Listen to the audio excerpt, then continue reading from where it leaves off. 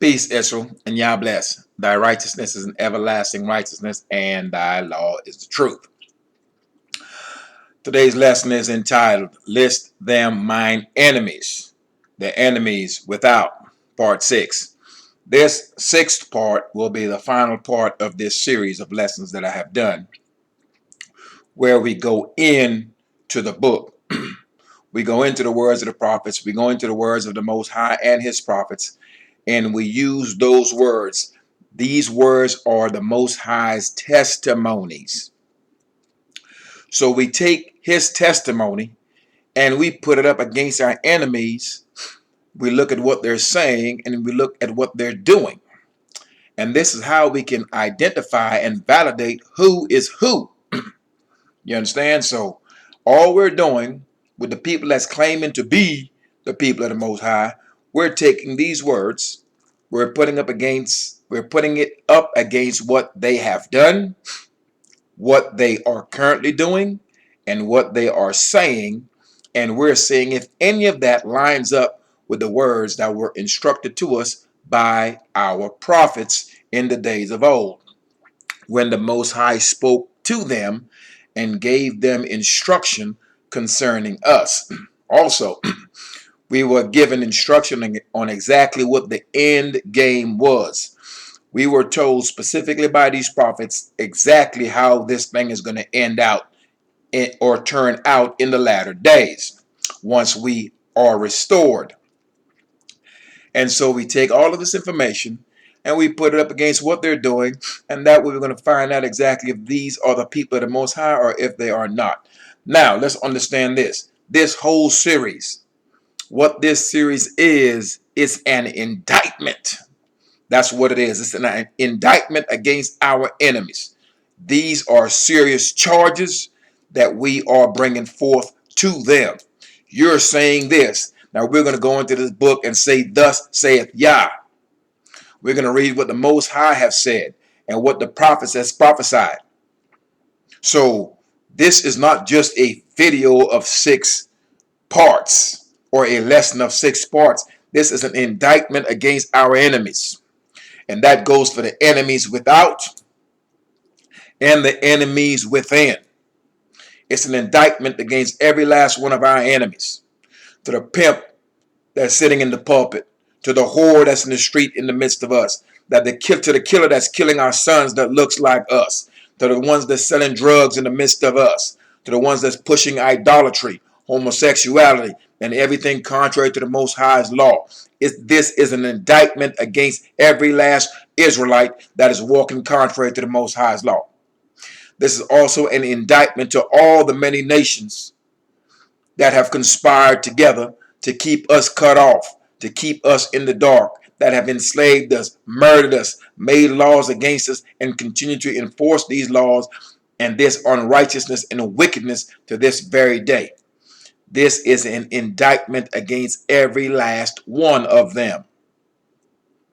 And as this hits the airways, as the Most High allows you to hear this word, and you are able to look at it, hear it with your ears, read it and see it with your eyes, and understand with your heart, then he's going to make you a witness. In other words, look for some serious situations to break loose in the land pertaining to these people that's sitting there, and look for the things that's going to take place with the real people scattered in the diaspora, because the Most High did not and will not allow you to see, hear, and understand this word unless he was going to make you a witness to it. You have to verify that this is indeed the Most High. We are indeed the people of the Most High. These people are not, and he's going to have to prove this to you in your face, and you're going to have to see it. So what you're hearing and what you're being allowed to understand, it's not because, well, there's nothing else better to do today. You're hearing this and you're going to be able to bear witness to this. That's why you're being allowed to understand. You're being allowed to hear and see these things. So this is an indictment. These are serious charges being brought to our enemies. All right. Just wanted to make that clear. Once again, brace yourselves, tighten up your jaws. Do not turn to the left or to the right, or you will get hit in the mouth. We are to walk the straight and narrow way of the Most High's commandments. Now, we will start off at Jeremiah chapter 33. Jeremiah chapter 33. Jeremiah chapter 33. We're going to go on these scrolls like we normally do and present our evidence for the whole world to see. All right. Jeremiah chapter 33, and we're reading the entire scroll. Jeremiah chapter 33, verse 1. Moreover, the word of Yah came unto Jeremiah the second time, while he was shut up in the court of the prison, saying, Thus saith Yah, the maker thereof, Yah that formed it to establish, Yah is his name. All right. Verse 3. Call unto me, and I will answer thee, and show thee great and mighty things which thou knowest not. Verse 4. For thus saith Yah, the strength of Israel concerning the houses of this city, and concerning the houses of the kings of Judah, which are thrown down by the mounts and by the sword. Verse 5. They came to fight with the Chaldeans, but it is to fill them with the dead bodies of men, whom I have slain in my anger and in my fury, and for all whose wickedness I have hid my face from this day. Verse 6. Behold, I will bring it health and cure, and I will cure them, and will reveal unto them the abundance of peace and truth.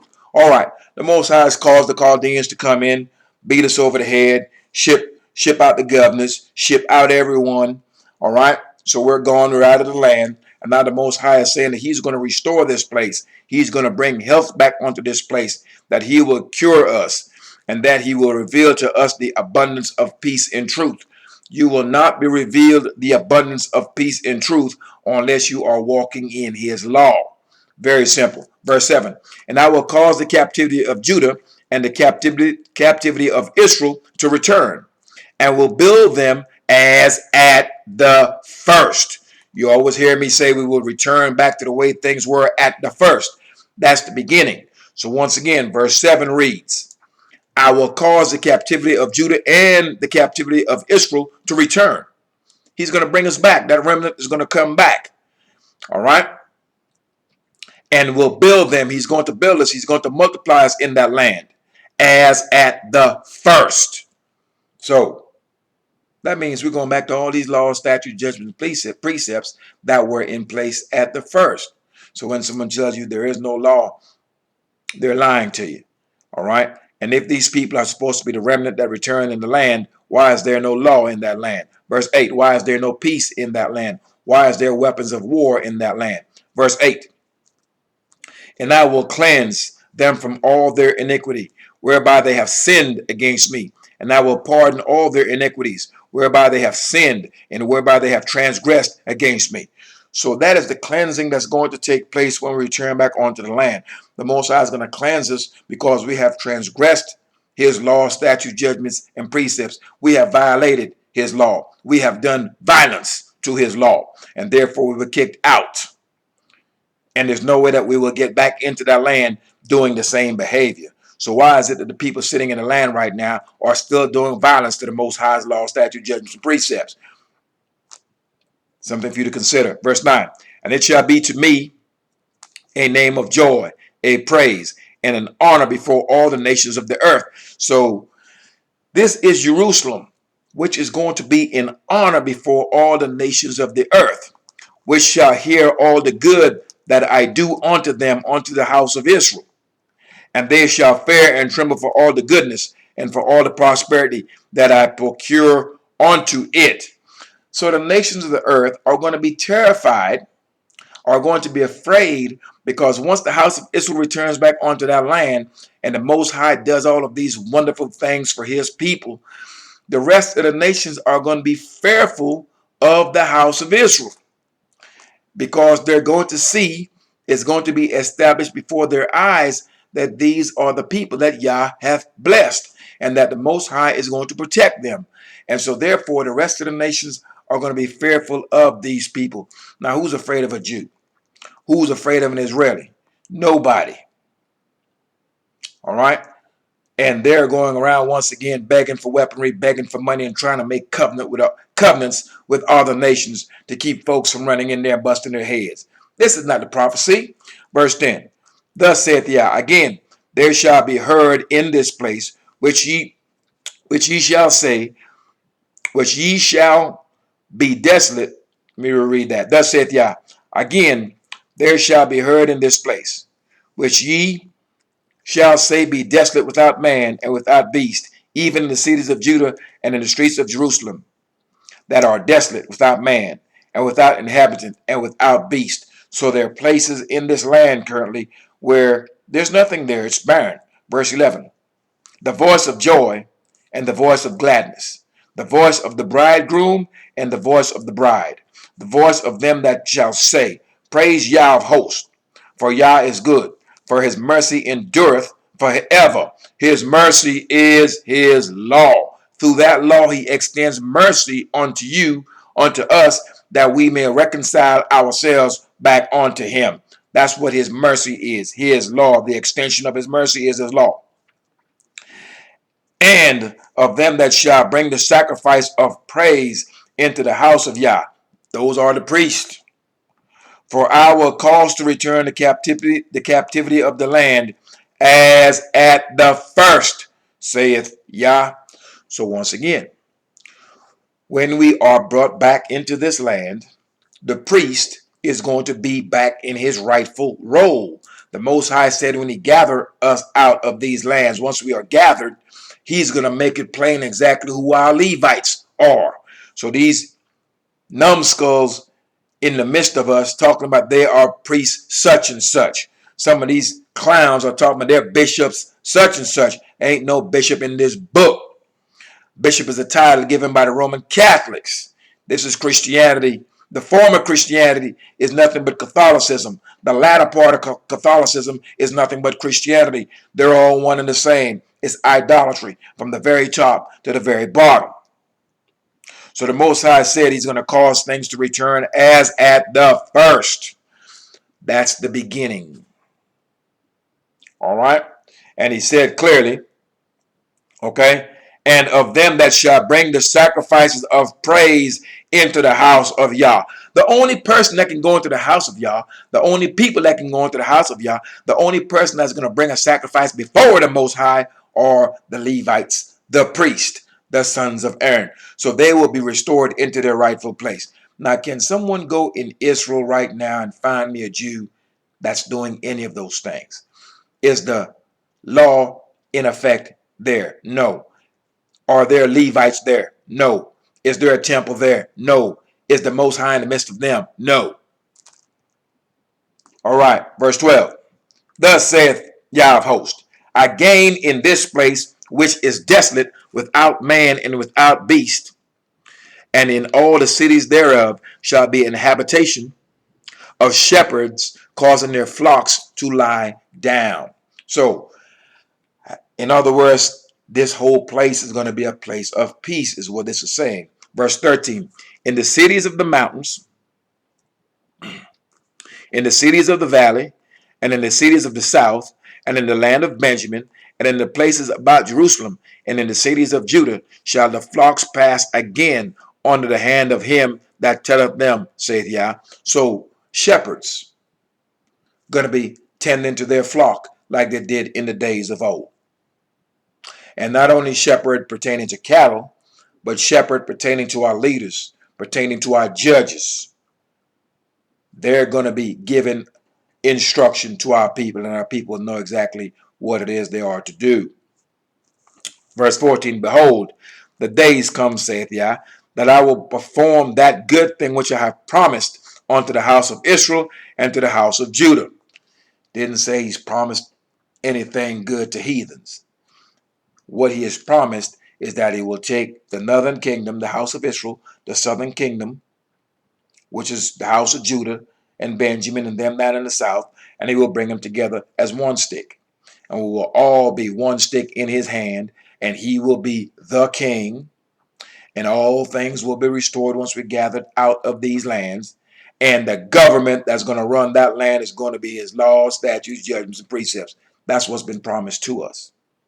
So if that's the case, then how come they have a Knesset and a parliamentary type system sitting in that land with a prime minister? This word of the Most High and his prophets testifies against these people. And I hope you're following me on all of this. All right. Verse 15. In those days and at that time will I cause the branch of righteousness to grow up unto David. Branch of righteousness. That's a family. The family, the house of Judah, the house of David. Righteousness, law abiding. And he shall execute judgment and righteousness in the land. So that son of David, that will be the governor, the Most High is going to raise him up, and he is going to execute judgment, not just any kind of judgment, righteous judgment in the earth. Excuse me, as David his father did in the days of old, executing righteous judgment. All judgments are going to go based on the Most High's law. That will be the established government in the land, not a Knesset, not a parliamentary system, not a democracy system. It's going to be a system of this law, the Most High's law, statutes, judgments, and precepts, and nothing else. In those days shall Judah be saved. If you're going to be saved, you're going to have to be in trouble. When they gather all these Jews out of all of these nations, they were the businessmen, the political figures, and the wealth holders of these nations when they got there. We were not to have any position like that in the lands of our enemies. We would be the poorest of people. We would be downtrodden. That's why the house of Israel has to be saved out of these lands. If you're going to be saved, you are in peril. When these Jews flew to the land, they were not in peril. There was no one persecuting them. There was no one shooting them down in the streets. No one has made laws against them anywhere in the four corners of the earth. It's never happened. All right. In those days shall Judah be saved, and Jerusalem shall dwell safely. And this is the name wherewith she shall be called. This is the city Jerusalem. Yah, our righteousness. That's what the place is going to be called when we are established there. So he's speaking of, once again, verse 16, in those days shall Judah be saved. He's going to save them. We're going to be gathered. And Jerusalem shall dwell safely, meaning Jerusalem is going to be a safe place. Why is it going to be safe? Because the Most High will be there in the midst of his people. That third temple will be established. All the remnant that has returned from the many nations will be there, and they will be holy people. Because if they were not holy, they would not have been gathered out of these nations. And we will be dwelling safely because the law brings about peace. And we will be protected because the Most High will be a fire round about us. He will be there on that premises. All right. And the city will be called Yah, our righteousness. That's what's going to be there. Okay, because he will be our strength. He will be our truth. So when you hear Yah, our righteousness, you hear Yah, our strength, Yah, our truth. Because righteousness is strength, righteousness is truth, righteousness is law, and that brings about peace. Verse 18, neither shall the priests, the Levites, want a man before me to offer burnt offerings and to kindle meat offerings and to do sacrifices continually. In other words, what the Most High is saying here, when he does all of these things by returning Israel and returning Judah back to the land after gathering us out of these nations, he's saying that the priest is not going to want another man. He's not going to want an Issacharite. He's not going to want a man of Judah. He's not going to want a man of Zebulun or any of those people to stand before the Most High, because the Most High has a covenant specifically with the house of Levi, specifically with the sons of Aaron, that they will always stand before him and they will always offer burnt offerings and burnt incense before him in his house. So the house of Levi would not want another man to all of a sudden take their position. In fact, it cannot be done. It is a perpetual covenant forever between the Most High and the sons of Aaron and the house of Levi, that they will take care of his house, that they will offer sacrifices unto him, and that they will be ministers unto him. Just so you get all of that. All right. So now, where is it that there are Levites in that land right now that's offering sacrifices up to the Most High? They can't do that. They can't. There's no temple. They're not Levites. Nothing has been established. The divine order has not been established there. The Most High's law, statute, judgments, and precept is not what governs that land called Israel right now. It doesn't govern the land and it doesn't govern the people. The people are governed by a Knesset, which is nothing but a European parliamentary system. You can't find that in here. Once again, the Most High's law, statutes, judgments, and precepts, the words via his prophets, are testifying against them. List them mine enemies. Verse 19. And the word of Yah came unto Jeremiah, saying, Thus saith Yah, if ye can break my covenant of the day, and my covenant of the night, and that there should not be day and night in their season, then may also my covenant be broken with David my servant, that he should not have a son to reign upon his throne, and with the Levites, the priests, my ministers. Ministers are servants. A minister serves in a post. And the priests, the Levites, the sons of Aaron specifically, they are the servants of the Most High. They are the only one that can approach the Most High's altar. They're the only ones that can light incense before the Most High. They're the only ones that can accept the sacrifices from the people. No one else can do that job. Absolutely no one else. And no one can go into the Most High's temple. It is impossible. He'll kill you for it. You can't do it. Or he'll plague you with leprosy, but he's going to do harm to you. You go in that temple. There are courts outside where the people will go in the court. Go in one end, come out the other end. You don't go in the same way and come out the same way in which you went in. All this stuff is here for us to read. None of this is mysterious at all. Excuse me. So this is clear for anyone who have eyes and can see and is seeking the Most High for us to read it. So the Most High is stating that when all of these things are established, as at the first, that David's son, one of David's sons through the generations, is going to sit rightfully on that throne. He's going to be the governor, like the Most High made that covenant with David. So one of David's sons is going to be sitting before the Most High, because it doesn't matter what generation it is. The Most High made a promise with David, made a covenant with David, that one of your sons will always sit before me. So it doesn't matter what generation it is, one of David's sons will be sitting on that throne. It is still David. It is David via his seed. David that's dead is not coming back alive. I've got to get you to understand that. He is still here. He has sons here. They are his seed. In other words, they are sons of David, making them David. Hope you understand that concept. All right. So the Most High is saying clearly,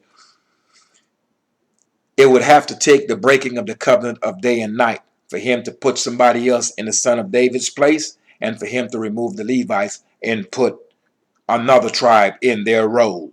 Not going to happen, because the covenant of day and night will always be. All right. Verse 22. As the host of heaven cannot be numbered, neither the sand of the sea measured, so will I multiply the seed of David my servant, and the Levites that minister unto me. So these two tribes, specifically, these are our leadership houses. The house of David leads the people. He is the governor. And his seed, his sons, will be sitting on that throne after him, generation after generation. These are our leaders. So he's going to multiply the seed of David, the sons of David. That way we'll never run out of governors. David will always have a man that's alive somewhere to sit on that throne when that nation is established. That's a covenant. The Most High said he will also multiply the seed of David my servant, and Levites that minister unto me. The Levites minister unto the Most High. They, once again, they are the ones that present the sacrifices. They are the ones that accept the sacrifices from the people. They are the ones that go in and out of that temple and light the incense, etc., etc. We have Levites across the earth a ton, because the Most High multiplied these men. Hope you understand that. And no one can take the role of David's sons, and no one can take the role of the Levites, the ministers, onto the Most High. So when you go into these idolatrous church houses, and these men are telling you a bunch of madness, they're not the sons of Aaron. That's number one. They do not wear the proper attire of the Most High's priest. The Most High does not have a house called a church, no place on the earth. let alone hundreds of millions of them. Everywhere you go, they're everywhere. You're in the church talking about you're in God's house. I'm going to say it again. The only people that can go into the Most High's temple are these Levites. So you going in these churches thinking that you're in the house of God, you are in error.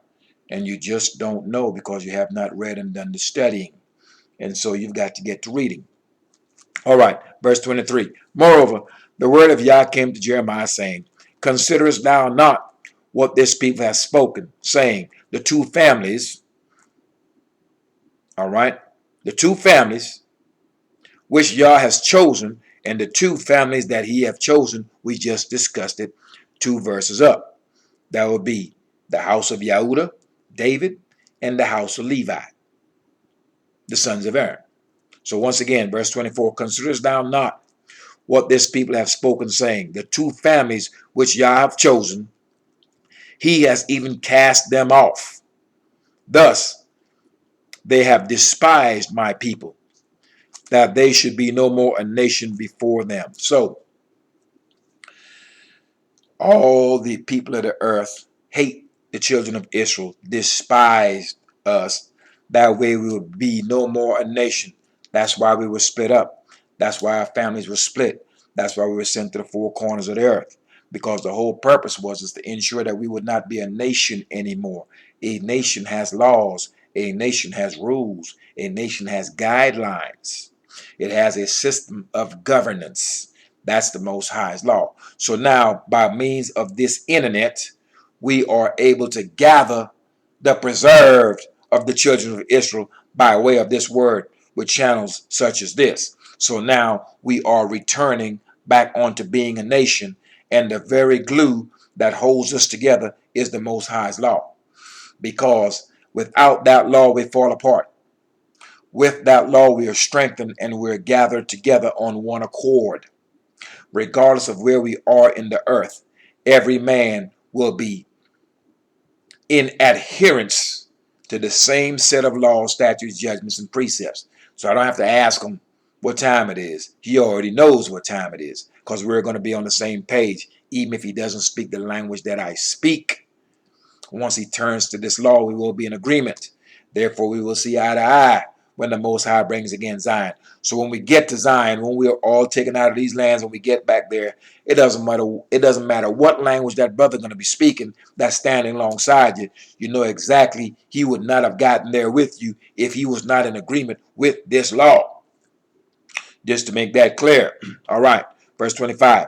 Thus saith Yah, if my covenant be not with day and night, and if I have not appointed the ordinance of heavens and earth, then will I cast away the seed of Jacob and David my servant, so that I will not take any of his seed to be rulers over the seed of Abraham, Isaac, and Jacob.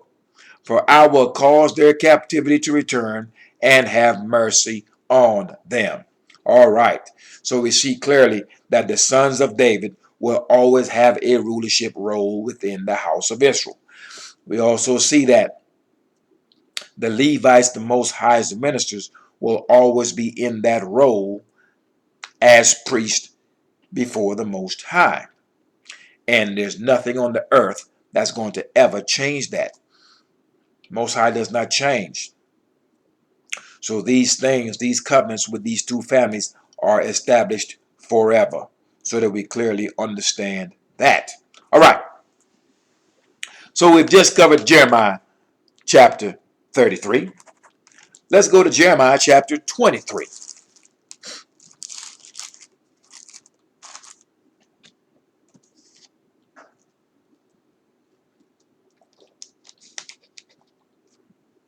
All right. Jeremiah chapter 23 reads, and sometimes we're going to go from the back towards the front and from the front towards the back, because then sometimes you get a better understanding when you do it that way, and you can understand exactly how all of this ties together. All right. Jeremiah chapter 23 verse 1 reads, woe be unto the pastors that destroy and scatter the sheep of my pasture, saith Yah. This is all the foul pastors that's teaching idolatry in the midst of our people and causing them to go astray. They did it in the days of old. They're doing it now. Verse 2. Therefore, thus saith Yah, the strength of Israel, against the pastors that feed my flock.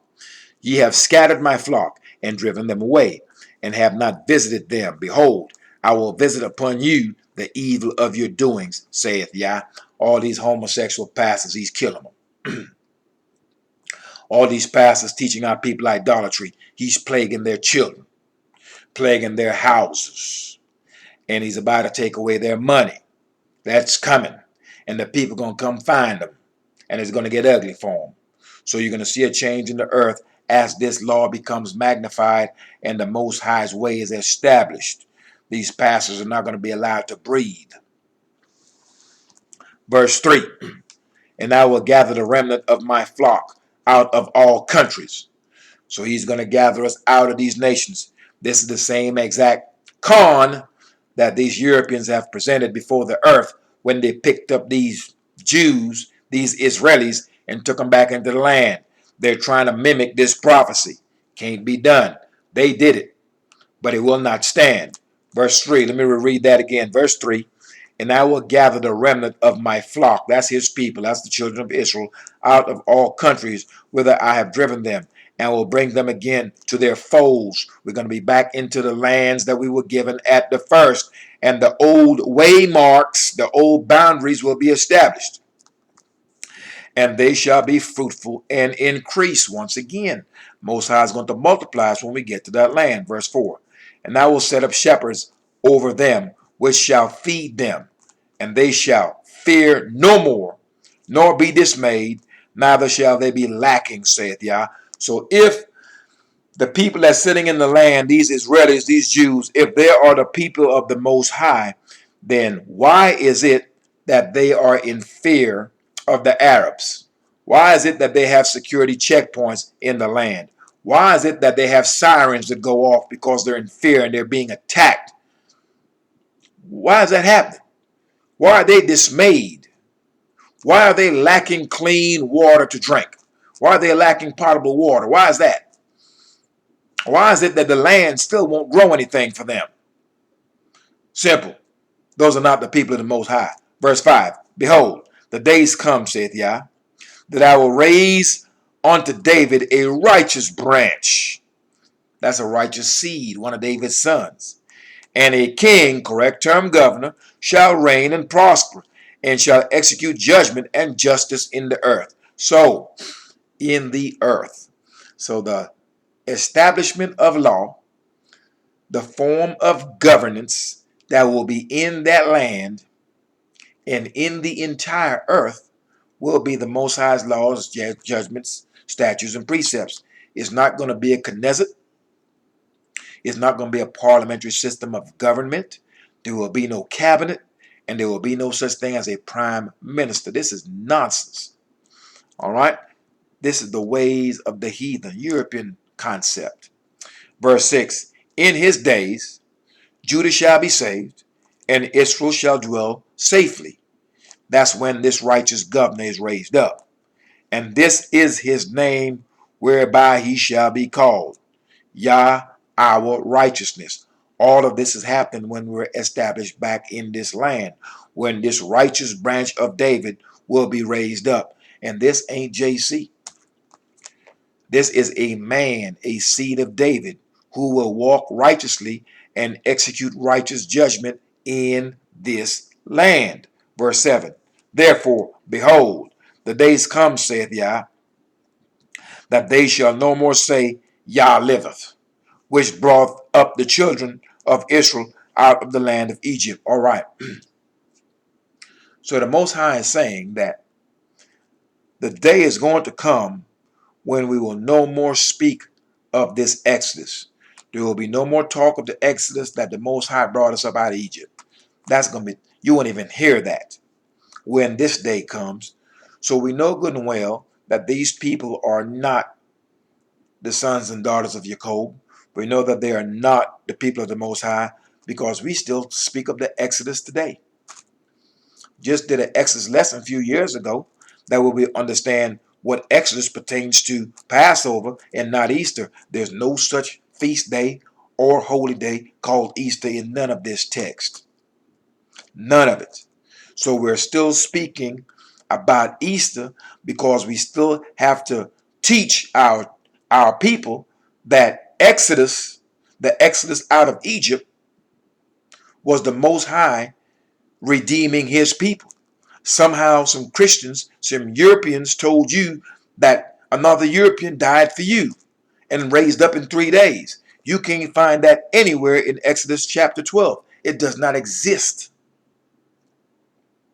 So we're still speaking and teaching upon the Exodus.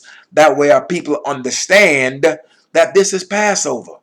And ain't no such thing called Easter. And no European ever died for you. In fact, Europeans are killing you. All right. Now, so verse 7 makes it plain that we won't be mentioning the Exodus.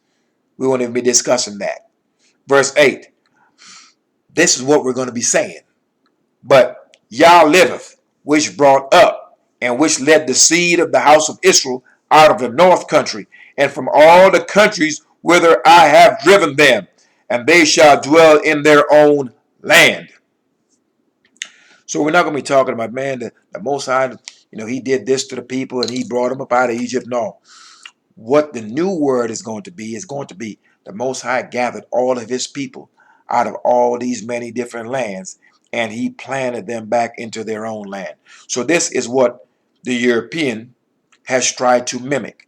They have tried to mimic this prophecy by gathering some other Europeans and putting them back in the land and having the whole world think that, oh, God has taken his people back to the land. Yet there's no peace there. Yet there are weapons of war there. Yet there's homosexuality there. Yet the land is barren. There's no temple there. There's nothing that's spoken of in this word that's there. And you are to investigate this for yourself. And that's why I'm reading it to you. No shortcuts. We're going to go the full route. That way you understand carefully. You cannot say, well, I didn't know. I know you want the shortcut, the fast feed and the fast food way, but we're not going to do that. We're going to go into this scroll and we're going to read it in its entirety. That way you understand clearly what's going on. That way there's no excuse for your ignorance.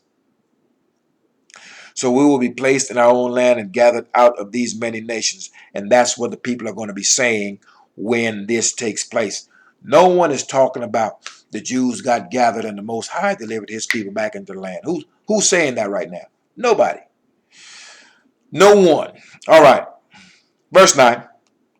Mine heart within me is broken because of the prophets. All my bones shake. I am like a drunken man, and like a man whom wine has overcome, because of Yah, and because of the words of his holiness. For the land is full of adulterers. The land was then, and the lands that we dwell in now are full of adulterers. For because of swearing, the land mourneth. The pleasant places of the wilderness are dried up, and their course is evil, and their force is not right. Verse 11. For both prophet and priest are profane. Yea, in my house have I found their wickedness, saith Yah. So the reason why we got the boot is because everyone was foul before the Most High and they're profane. Excuse me. You see, you can't be holy and profane at the same time. You can't profess the Most High and your words are vulgar. You can't walk with the Most High with profanity out of your mouth. You can't walk with the Most High when you're eating abominable things. You can't be profane in your actions and walk with the Most High. Two cannot walk together lest they be agreed. All these Christian people that I know claiming to be this and that, vulgar out the mouth. And they do violence to the Most High's law. Don't keep nothing. Don't keep Sabbath day. Don't keep Day of Atonement. Don't keep Passover. They don't do any law. And they swear that they're doing God's work in God's will. They have no idea who God is. Their God is a European man called JC. That's who their God is. But I have to have pity on them because let's be real. This man hires you. This man fires you. This man's money we use every day. It's his clothes that's on our backs. It's his name that's upon us. It's his food that we eat. It's his ships that brings the textiles here. He controls everything. Everything we need and want, we got to go to him to get it. So when you do a people like that, then all of a sudden you get sick, you need some medicine, you got to go to him, his pharmacy, you got to go to his doctors. It's his doctors that's running experiments on you. It's his doctors that's operating on you. So in the minds of the house of Israel, yeah, the white man is God. The European is God. Because everything we need, we've got to turn to them. But is not that what the prophecy states? That we will have to turn to our enemies for the want of all things? Isn't that what it states clearly in Deuteronomy 28? And that's why we see them as God. They've put themselves in the place of God. But they're not. And they're going to be brought down to the pit. And we're all going to see this thing. All right. Verse 12. Wherefore their ways shall be unto them as slippery ways in the darkness. They shall be driven on and fall therein. For I will bring evil upon them, even the year of their visitation, saith Yah. So all these laymen, these priests, these prophets, these reverends, these bishops, nothing but a bunch of homosexuals, liars, idolaters, adulterers, pedophiles, and the whole nine. The list on them is long. Once again, this is an indictment against them. Verse 13. And I have seen folly in the prophets of Samaria. They prophesied in Baal, JC, and caused my people to err. Verse 14. I have seen also in the prophets of Jerusalem an horrible thing. They commit adultery and walk in lies. They strengthen also the hands of evildoers. These pastors, foul from the top to the bottom, and they strengthen the hands of evildoers. They're taking bribes. They're leading the people astray, causing the people to go vote for their enemies who have not in their heart anything good for the people. So these pastors are approached by the politicians. These politicians, all of their laws are against our people. Yet these pastors and these preachers will cause our people to vote for our enemies. Folks who don't walk in the Most High's law, and folks who don't even look like us, and folks who don't have our best interest at heart. Yet that pastor will cause our people to go vote for someone who is harmful to us. These men are traitors. Now, let's read verse 14. I've seen also the prophets of Jerusalem. I've seen also in the prophets of Jerusalem an horrible thing. They commit adultery. They do that. These pastors is laying down with men's wives, laying down with people's children. They walk in lies. They do that. That whole JC story is a lie. They walk in it. They live in it. They strengthen also their hands, also the hands of evildoers. They're partakers in evil, and so they strengthen the hands of evildoers. That none doth return from his wickedness. They are all of them unto me as Sodom, and the inhabitants thereof of Gomorrah. All of them make the Most High sick. He's going to kill them. Verse 15. Therefore, thus saith Yah of hosts concerning the prophets, behold, I will feed them with wormwood. That's bitterness. It's going to break you off. And make them drink the water of gall. Gall is something that's bitter. For from the prophets of Jerusalem is profaneness gone forth into all the land. That applied back then. That applies today. These dudes calling themselves bishops, laymen, prophets, such and such. What else they call themselves? Priest, such and such. etc. They are profane. They blaspheme the Most High.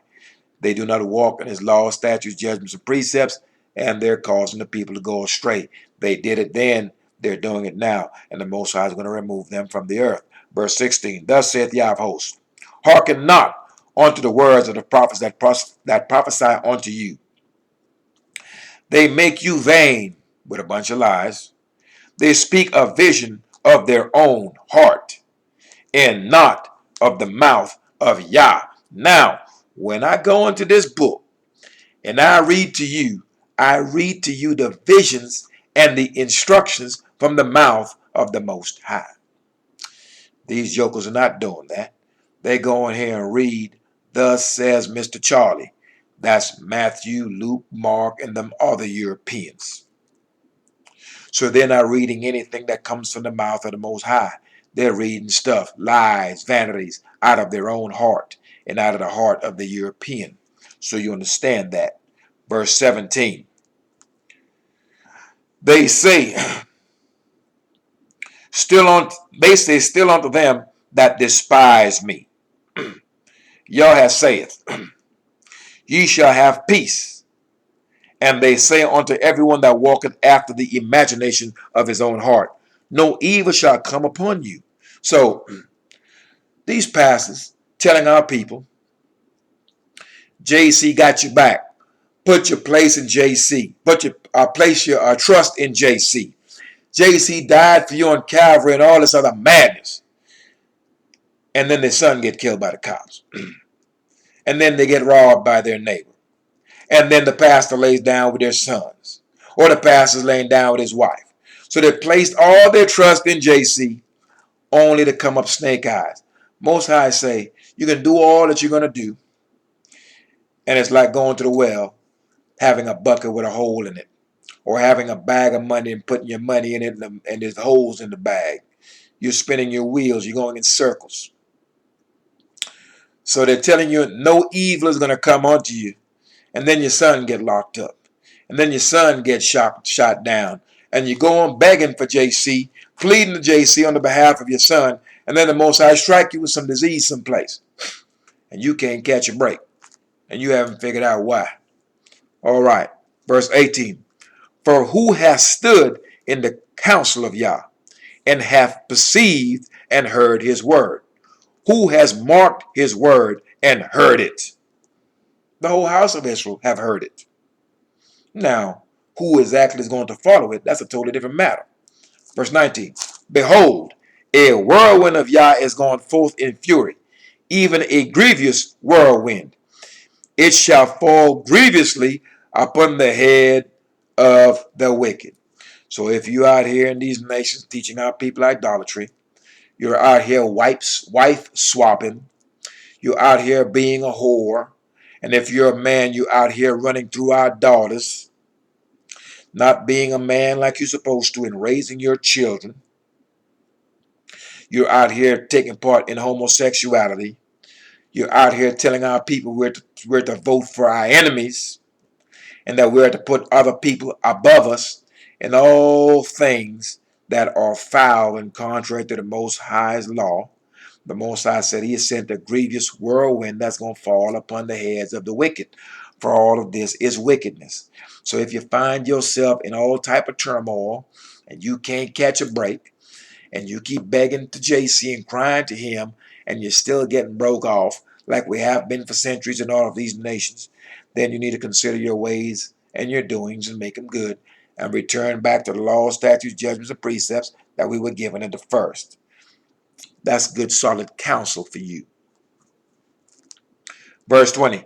The anger of Yah shall not return, until he have executed, until he have performed the thoughts of his heart.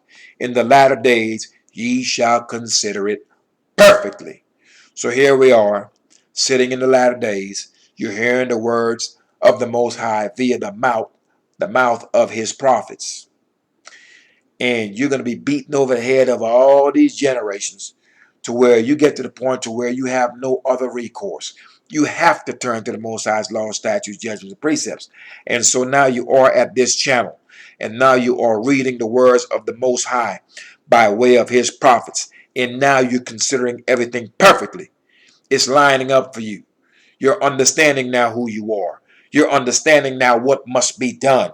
You're understanding that you are to drop the ways of the heathen. You understand now that you are the sons and daughters of Jacob. You understand now that you are to be holy. So therefore you've got to drop all unholy and unclean things. You understand now the people that's sitting in the land are not the holy people. You understand now that it's you. So you've got a decision to make. Will you continue to walk contrary to the law, statute, judgment, and precept of the Most High after you have been shown this? Or will you consider your ways and your doings and make it good and turn back from foolishness, turn back from folly, and save yourself? I can't save you. Your grandmother can't save you. JC didn't save you at all because you're still getting beat down over the head. So that's a lie. And when you consider it perfectly in these latter days, then you will able to discern what is truth and what is falsehood, what is of the Most High and what is of Mr. Charlie, i.e. these Romans. Now, verse 21, I have not sent these prophets, yet they ran. I have not spoken to them, yet they prophesied. Most High never sent no person named Matthew unto us. Never sent no Luke. Never sent a Paul. Never sent a John and all this other garbage that you see in the back of this book. So the Most High said, I ain't sent them.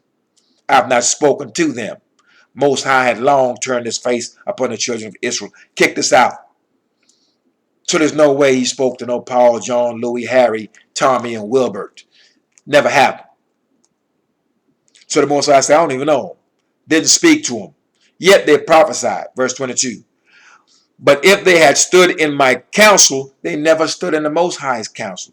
Because the men that stood in the counsel of the Most High, they were Israelites, not strangers. So you can understand that. And had caused my people to hear my words, then they should have turned them from their evil way and from the evil of their doings. So here's what the Most High is saying. If these foul pastors that you've got had stood in his counsel and understood the words of his law, then they would have caused your people, caused our people to turn back from their wicked way. I have stood in the counsel of the Most High. His counsel is this law. And once this counsel was made clear to me, then my duty was to warn my people. I present this information to you the best way that I know how, the best way that the Most High have blessed me to explain it and to read it and to convey it, that you may consider your ways, that you may consider your doings, and you may make them good by returning back onto this law, statutes, judgments, and precepts. That's the role of the righteous leader in the house of Israel. That's what I have done, to cause you to consider this evil that you're doing and to turn back away from it. Pastors don't do that. These Christian preachers don't do that. They never have. It's hard for them to tell you to turn back from something that they're involved in. Verse 23. Am I a strong one at hand, saith Yah, and not a strong one afar off? Most High is saying, you can reach me no matter where you're at, Israel. I scattered you to all of these nations, but I'm not out of reach. Reach at your bedstand, and there's my word right there. There's my Torah. There's the words of the book of remembrance. So I'm right there in arm's reach. He's not a strong one that is afar off. Just so you understand that. All right? So the Most High is not one that's afar off. He's not 10,000 miles away. You can reach at your bedstand, grab the book of the law, and start to read. All right. Verse 24. Can any hide himself in secret places that I shall not see him? Can't be done, saith Yah. Do not I fill heaven and earth? Verse 25. I have heard what the prophets said, that prophesy lies in my name, saying, I have dreamed, I have dreamed. All right. We all know about I have a dream speech. I have a dream that little black boys and little white girls gonna be holding hands and all this other madness. This man was an idolater. He believed in Christianity, and all of his dreams have led his people astray, led them down a path of integration. It's been harmful to our people. We cannot mix with our enemies. We are the clay. They are the iron. Iron and clay does not mix. So this is speaking to all these pastors, including Dr. Martin Luther King, talking about he had a dream that we're going to be holding hands. No. The Most High said we are to separate ourselves from our enemies.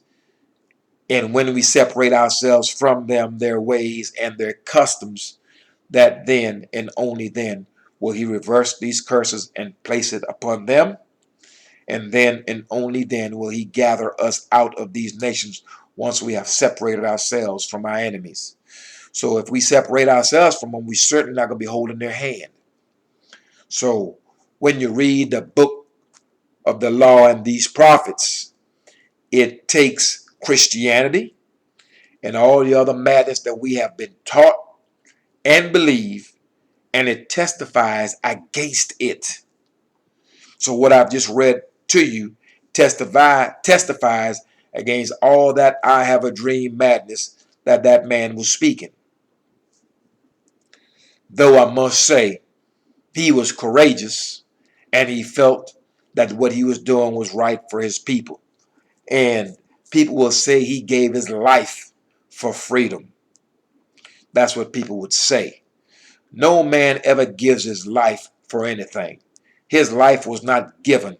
His life was taken away. So let's get that clear. It's not like this man said, on the behalf of these people and the behalf of Christianity, I'm going to go die on the behalf of these people. No, that's not what happened. His life was taken from him. Who took it? The Most High. Why? Because you're leading these people astray. You're not teaching them to return back onto the law, statutes, judgments, and precepts. You're teaching these people to go mingle with the heathen.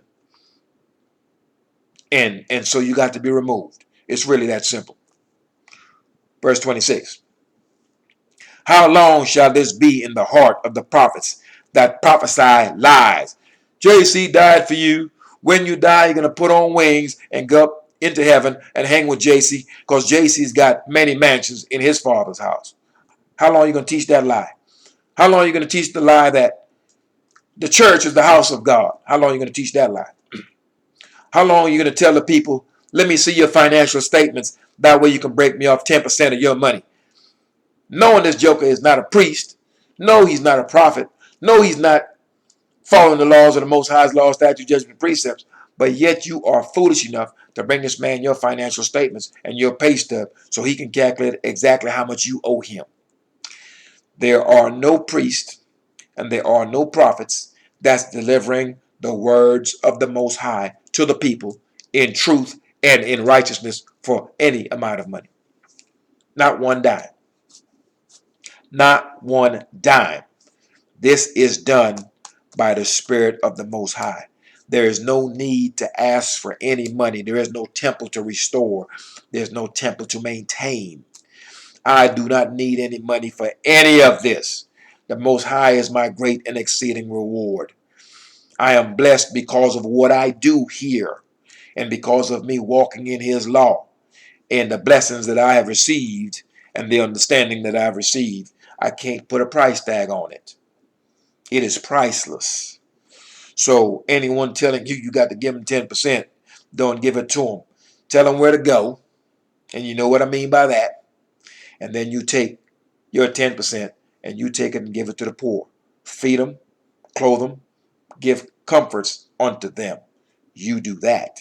All right. So these men are talking as I have a dream and all this other craziness. All right. So let me go back to verse 26. How long shall this be in the heart of the prophets that prophesy lies? Yea, there are prophets of this deceit of their own hearts.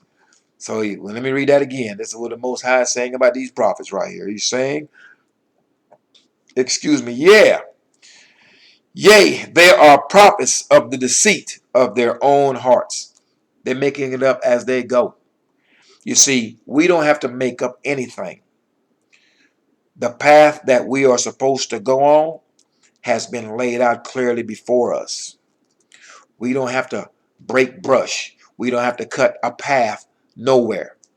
The path for the children of Israel has been laid out perfectly. All we have to do is get on it.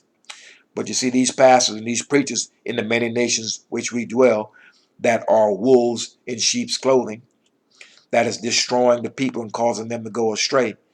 They make their own path. They're going their own way. What they're doing is the imaginations of their own evil heart, because we have already been instructed in exactly which way we're to go, and that was established from the days of old. All right, verse 27. Which think to cause my people to forget my name by their dreams, which they tell every man to his neighbor, as their fathers have forgotten my name for Baal, for JC. So we all forgot to call on the name of Yah. Now we calling on some dude named JC with some long hair. Look like he just left Woodstock. And this is what you believe. And these pastors and these preachers are causing you to err by teaching you this garbage. Verse 28. The prophet that has a dream, let him tell a dream. As he that hath my words, let him speak my words faithfully. So I have the Most High's words right here before me in this book of remembrance. And I'm going to speak it and I'm going to deliver it to you faithfully. And that's my job. All right. What is the chaff to the wheat, saith Yah? Hey, it's worthless. It's going to be blown away. Verse 29. Is not my word like as fire? Now, when you lay this word on these Christians, and you go, thus saith Yah. You talking JC, the Son of God? Hold up.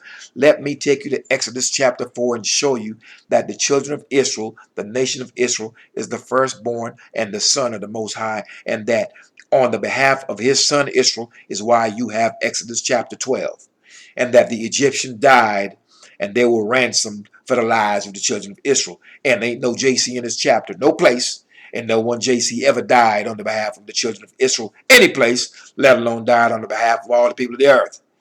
When you tell them that, and you take them in this book and show them this, they won't even look at the book. They won't even read it. They won't even look at those words. This thing is fire. It burns them up. It is fire. You hear me? Take a sip. So they're talking about all the imaginations of their heart. JC died on Calvary and all this other garbage. And then you take them in this book, you take them in this law, and you show them where the Most High say, hey, look, every man dies for his own sins. No man can die for another. You take them and show them that, they don't even want to look. I don't believe that. They won't even read it. I mean, it's the most fascinating thing, and I enjoy doing that stuff. I enjoy it. I enjoy doing it. Tell you something. Buddy of mine called me the other night. He is seeing what's going on in the earth, so he wanted to discuss these things. So we're talking. And he started asking me about some fallen angel stuff, right? And when people tell me this thing, tell me this madness, the first thing I ask him is, say, you know what? All right, let's say you believe that. Take me and show me where it is. You already know how that goes. They can't because it doesn't exist. So that's what's amazing, is that people are so strong in what they believe that it shocks them when you take them into this book and show them that that which you believe is not so. And it's a frightening thing for them, and they're a bit shaken by it because they have believed something for 30, 40, 50 years, and then someone comes along and say, nah, that's not true. Let me show you here. And they read it and they can't believe it. When the mind and the heart believes a thing, and then you get to see with your eyes that that thing is not what you thought it was, it's hard to grasp that understanding. And it is hard to believe that which you're seeing. So let me bring it in simple terms for you, right? We're discussing that the Most High's words is fire to burn them up. You can't stay in the room with it.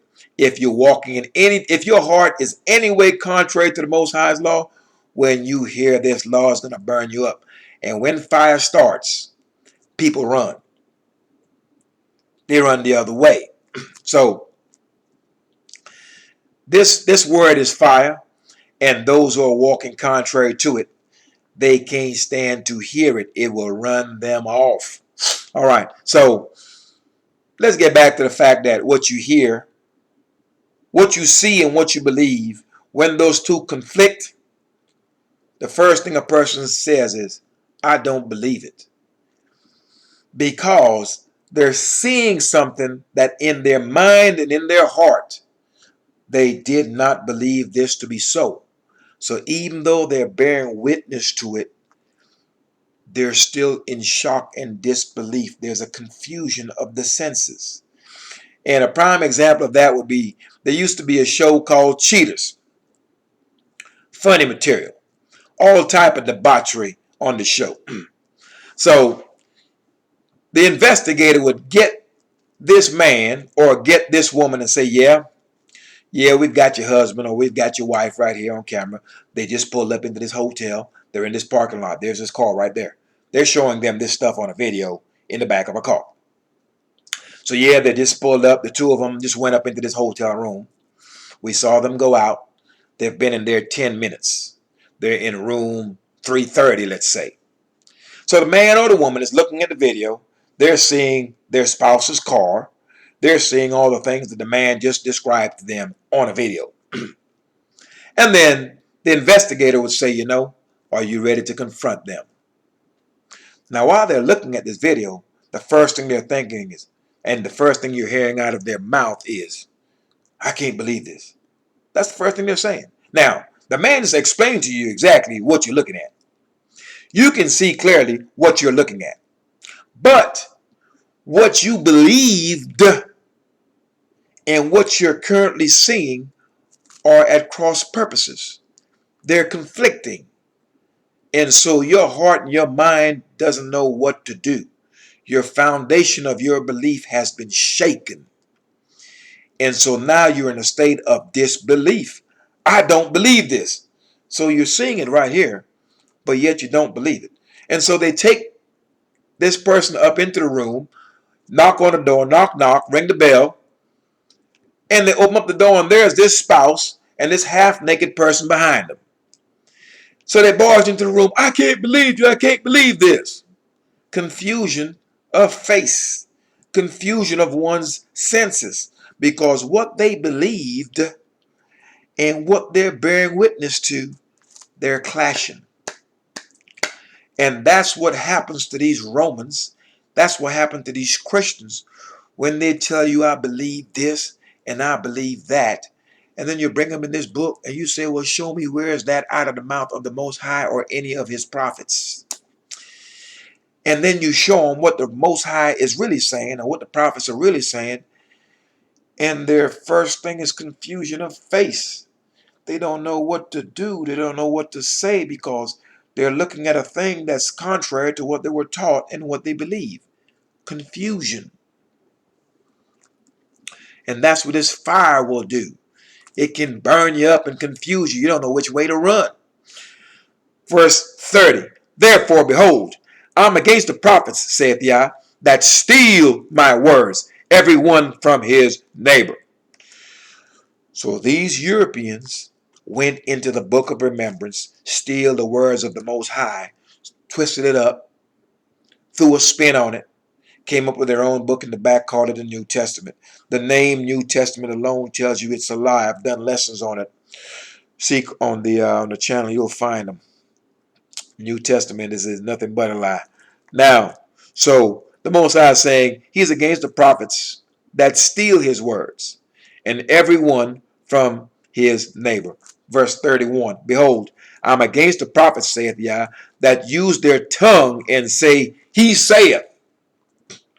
And the Most High said nothing. But they're talking about he said. They're talking about what Paul said and what Matthew said, as if there's some authority someplace. Verse 32, behold, I'm against them that prophesy false dreams, saith Yah, and do tell them, and cause my people to err by their lies.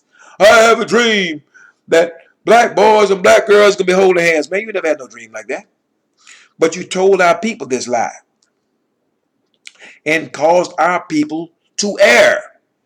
And that's why they've been getting beat down in these nations. Because these preachers and these pastors who are not sons of Aaron, who are not walking in these laws, statutes, judgments, and precepts, and who have not caused the children of Israel to turn from their wicked and evil way. They have not done that. So these preachers, you name them, all of them, when have they told you that you are to return back to the law, statute, judgments, and precepts of the Most High? Can you please name me a Christian pastor that told you that you are in wickedness and that you are to return back onto the law, statutes, judgments, and precepts that you were given at the first? Can you name me one of them that's ever told you that? They've never told you that. And they're not going to tell you that.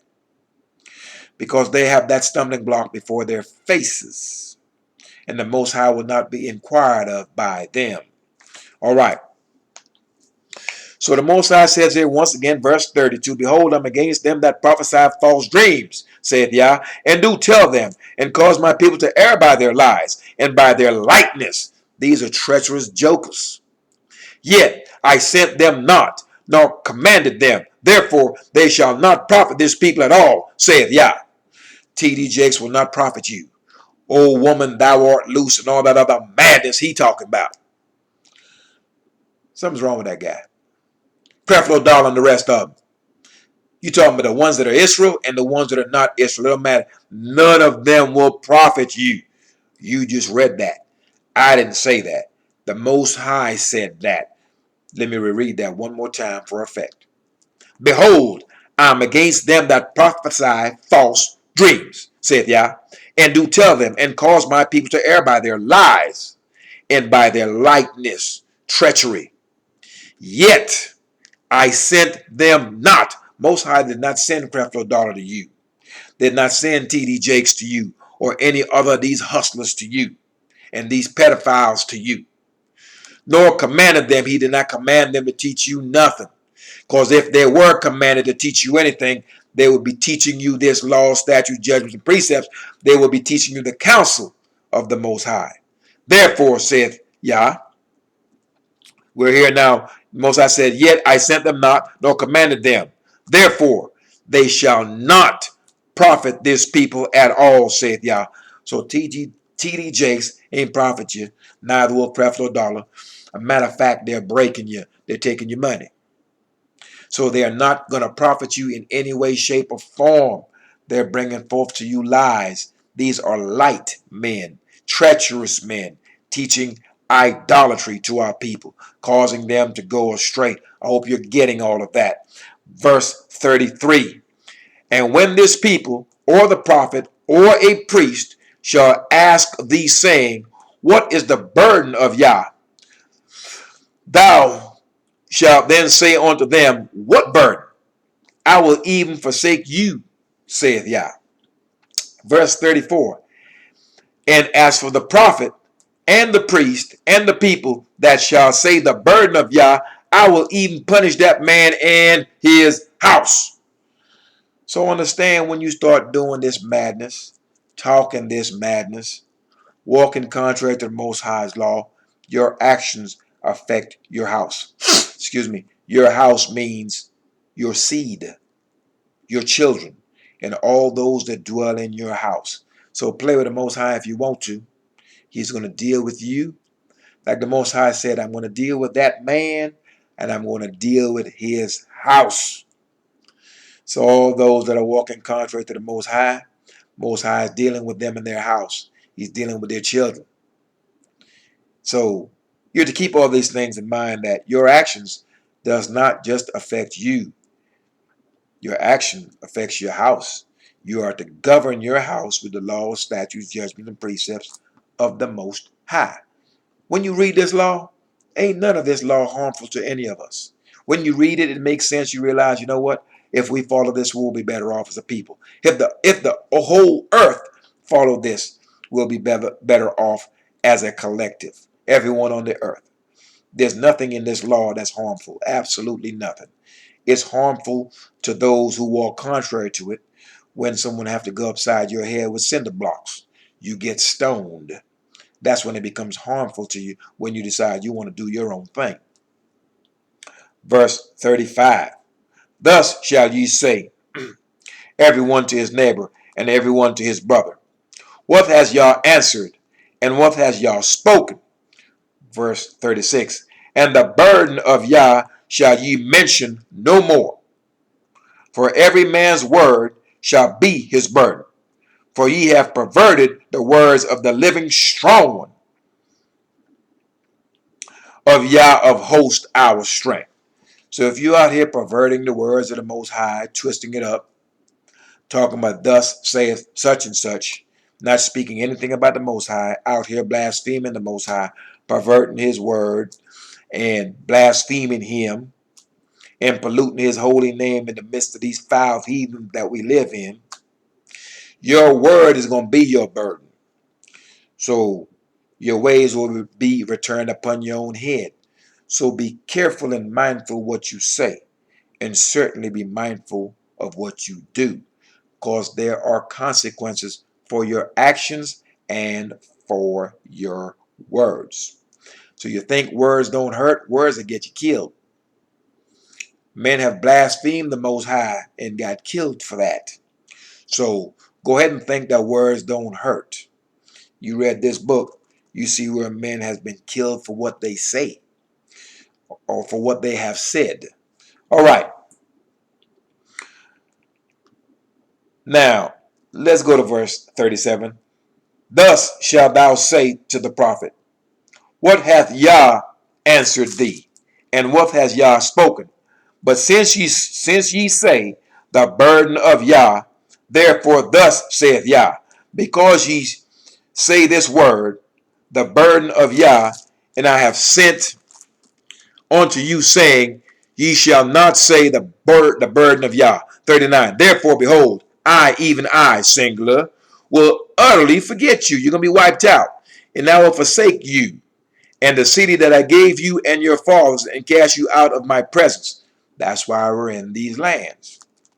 And I will bring an everlasting reproach upon you. That's why they hate you everywhere you go. And that's why there's a name for us. And that's why you're getting shot down in the street. And that's why you're going to church 2 and 3 times a week and you can't find no peace and no relief. You're turning to idols. And you turn into pastors who are light and treacherous persons. And they do not teach you the Most High's law, by which you can save yourself. Verse 40, the last verse of this scroll. And I will bring an everlasting reproach upon you, and a perpetual shame which shall not be forgotten. So all of you bums out here teaching the Most High, teaching this JC madness, not teaching the people the words of the Most High, not causing them to consider their evil ways and their evil doings, not telling them to make a change, to turn to these laws. You telling them JC died for them and to vote for this politician and to give you 10% and for them to bring in their leave and earning statement so you can decide exactly how much of their money you're going to get. And now people are falling for this stuff. These men are light and treacherous persons. Don't trust them. Don't give them any of your money, and you certainly should not be following them. You are to go into this book and follow the words of the Creator. That's what you are to do.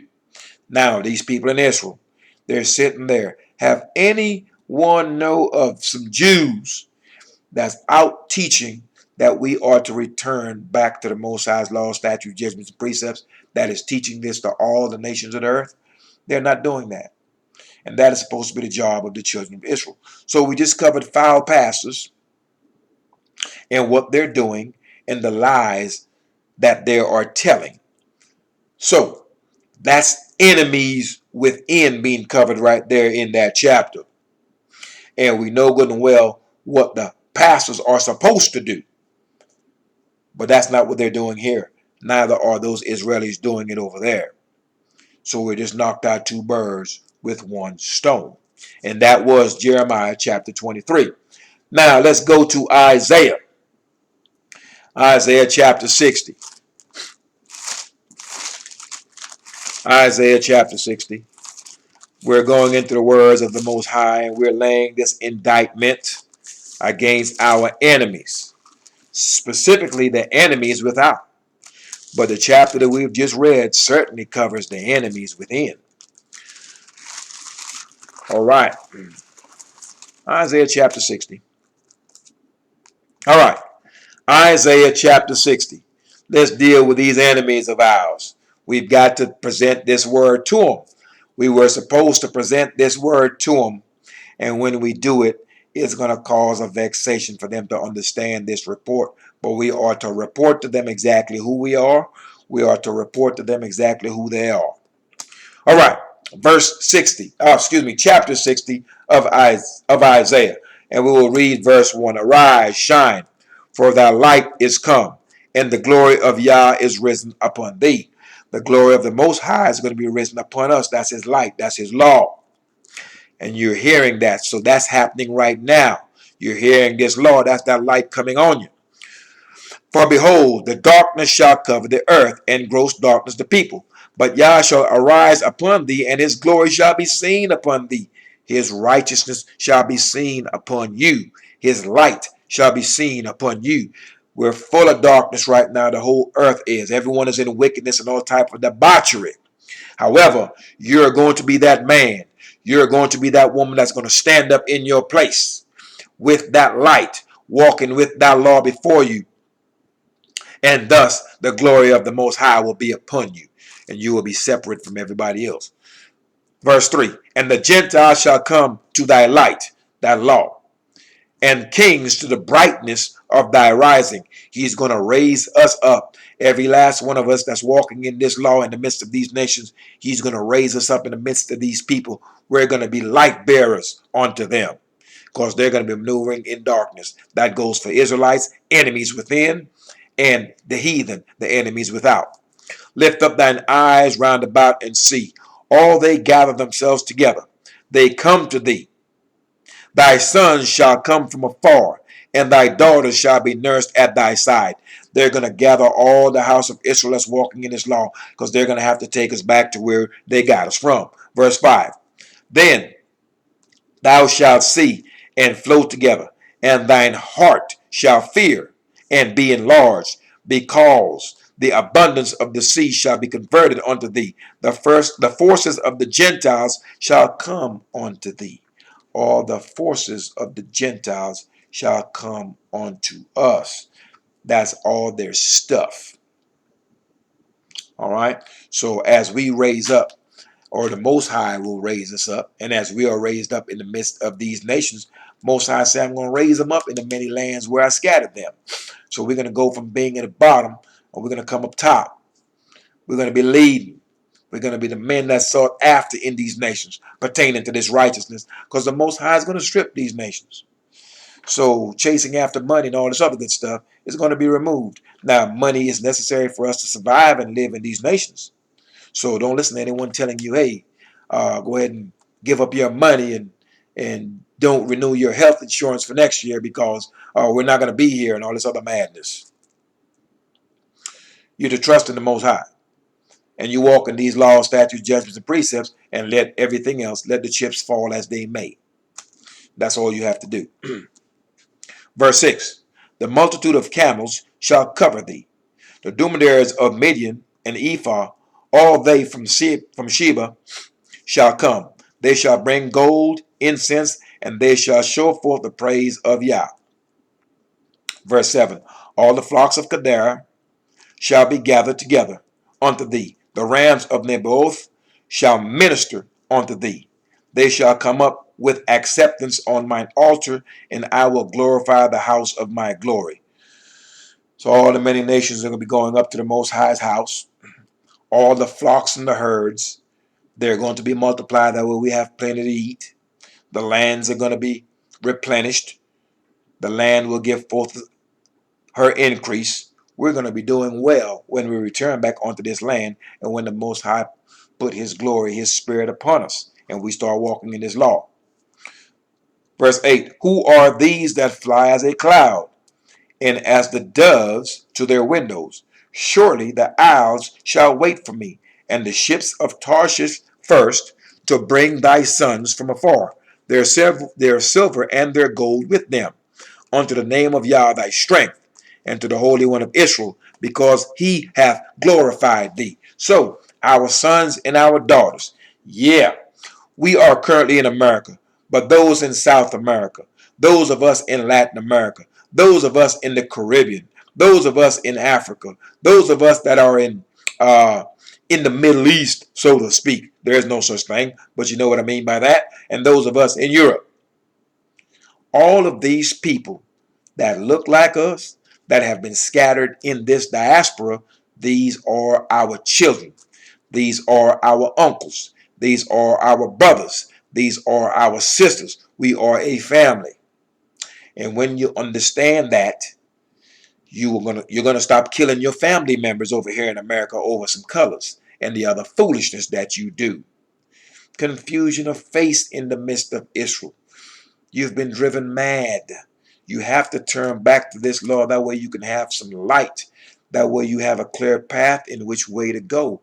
And all this confusion can come to a stop. So Mosai said that they're going to gather all of us from afar. Now, you know, brothers, in America and all these other places, we don't have any silver and we don't have any gold.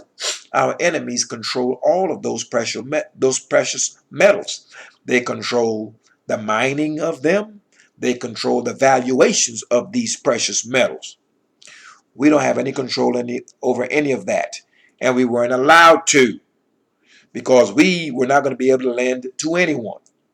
We would have to be the borrowers, because when we were in charge, we didn't want it. We wanted to be like everyone else. So the Most High stripped us of our rightful place. But he's going to put us back once we start acting right. So we're going to be gathered, and our silver and our gold is going to be gathered with us. Okay, all that gold you got at Fort Knox, all the gold is being held in the Chinese banks, in the Russian vaults, in these European nations, and certainly in these Arab nations. You're going to get it all out. Because you see, once we're restored back in Jerusalem, we can't spend these US dollars. We can't spend no dinars. That is not the currency of the Most High. The currency of the Most High comes from the earth. Gold, silver, diamonds, rubies, and the like. So we have worked without wages in all of your nations. We have built your nations up. You have taken advantage of us, and you have robbed us of that which you rightfully owe to us. So the reparations that we're going to get is not going to be your US dollars. You're going to go crack the code to those vaults, open it up, and when you take us back to where you got us from, all that gold and silver is going to be in tow. And you're going to give it up willingly and gladly. If not, you're going to die. That's putting it in a nutshell for you. All right, let's reread that. Surely the isles shall wait for me, and the ships of Tarshish first, to bring thy sons from afar, their silver and their gold with them, unto the name of Yah thy strength, and to the Holy One of Israel, because he hath glorified thee. They're going to bring it to the Most High because he's going to be in that land. And you're taking us back to that land. Verse 10. And the sons of strangers shall build up thy walls, and their kings shall minister unto thee. So all of these strangers, we built the lands and the nations of all of these strangers that we are in the midst of. There's going to be a role reversal. Y'all gonna build up our lands. You got no choice. All right. For in my wrath I smote thee. Most High broke us off, sent us into these many lands, and sent evil after us. But in my favor have I had mercy on thee. The Most High's mercy is his law. That's why no matter where an Israelite is under the sun, this law is at arm's reach to him. So the Most High said he had favor, and he will have mercy upon the children of Israel. And that mercy is his law. That's it. It's not baptism. It's not JC. It's not an idolatrous pastor. None of that. It's this law. Verse 11. Therefore thy gates shall be open continually. They shall not be shut day nor night, that men may bring unto thee the forces of the Gentiles, and their kings may be brought. So when we're established in Jerusalem, the gates will not be shut day or night, because all these different nations are going to be coming up all during the year, bringing all types of money, bringing all types of gifts, and giving praises unto the Most High, because the Most High is there. Yeah, and they're going to come up there so they can learn the Most High's law. And who don't come, he's going to kill them. Now, if these people that's sitting in this land, these Israelis, these Jews, if they are the people of the Most High, can you show me where people are going up to them? Where are the nations of the earth going up to them? The Most High commanded that all the men, all the males of the children of Israel will have to appear before him 3 times a year. And the stranger has to appear before him 1 time a year. The Feast of Tabernacles, they got to show up. They got to send representatives up to his holy mountain. They got to. Because if not, he's going to starve them to death and he's going to kill them. Now, if these people are the people in the land, I am a male and I'm currently 47 years old. I have never had to go up once in a year to Jerusalem and look some Jews in the face or some Israelis in the face during Feast of Tabernacles. And if I didn't go, there would be no rain on my land and I'd be starved off the land. It never happened. But when the true house of Israel is returned back onto that land, that's exactly how it's going to go. Every male is going to have to go before the Most High once a year. You don't do it, you're going to have some problems. Now, the Korean man, the Japanese man, the Arab man, and all these other people of other nations, can you tell me when and what year did you have to go up to pay homage to the Most High? That's never happened to you. It's never happened. So therefore, that's a clear indication, and that's the Most High's testimony speaking that these people are not his people that's sitting in this land right now. All right, verse 26. For the nation and kingdom that will not serve thee shall perish. Any of you talk about I'm going to serve you in words, and I'm not going to serve you this, and I'm not going to serve you that. Most High said he's going to kill them. So any nation that don't want to serve us, he's going to kill them. We had to serve you. You're going to have to serve us. And if you don't, you're not going to be allowed to live. I know you don't like that. It's a vexation for you to understand this report. I know you're mad. But when you get mad, understand this is prophecy fulfilled. I'm reading it. Verse 12. For the nation and kingdom that will not serve thee, will not serve the children of Israel, the true house of Israel. Yea, those nations shall be utterly wasted. He's going to kill them. Verse 13. The glory of Lebanon shall come unto thee, the fir tree, the pine tree, and the box together, to beautify the place of my sanctuary, and I will make the place of my feet glorious. That's that third temple. Can't be built unless we build it. Israelis can't build it. Verse 14, the sons also of them that afflicted thee shall come bending unto their right. Now we know all these European nations have afflicted the children of the diaspora. They have murdered us with impunity. They continue to murder us with impunity. Just shot a brother down the other day. Shot him like 7 times in the back. There'll be more. There'll be more. And the more they do it, the more the house of Israel is going to rise up seeking righteousness all through the earth. You're seeing it. We're going to raise up a shout against our enemies that's going to vex him. It's going to be mad. But we're going to be seeking justice. We're going to be seeking righteousness. And they can't stand righteousness because they don't even know what that is. So if you want to frighten them, all you have to do is bring forth truth. Bring forth righteousness, and they cannot stand before him, because righteousness and truth is the Most High.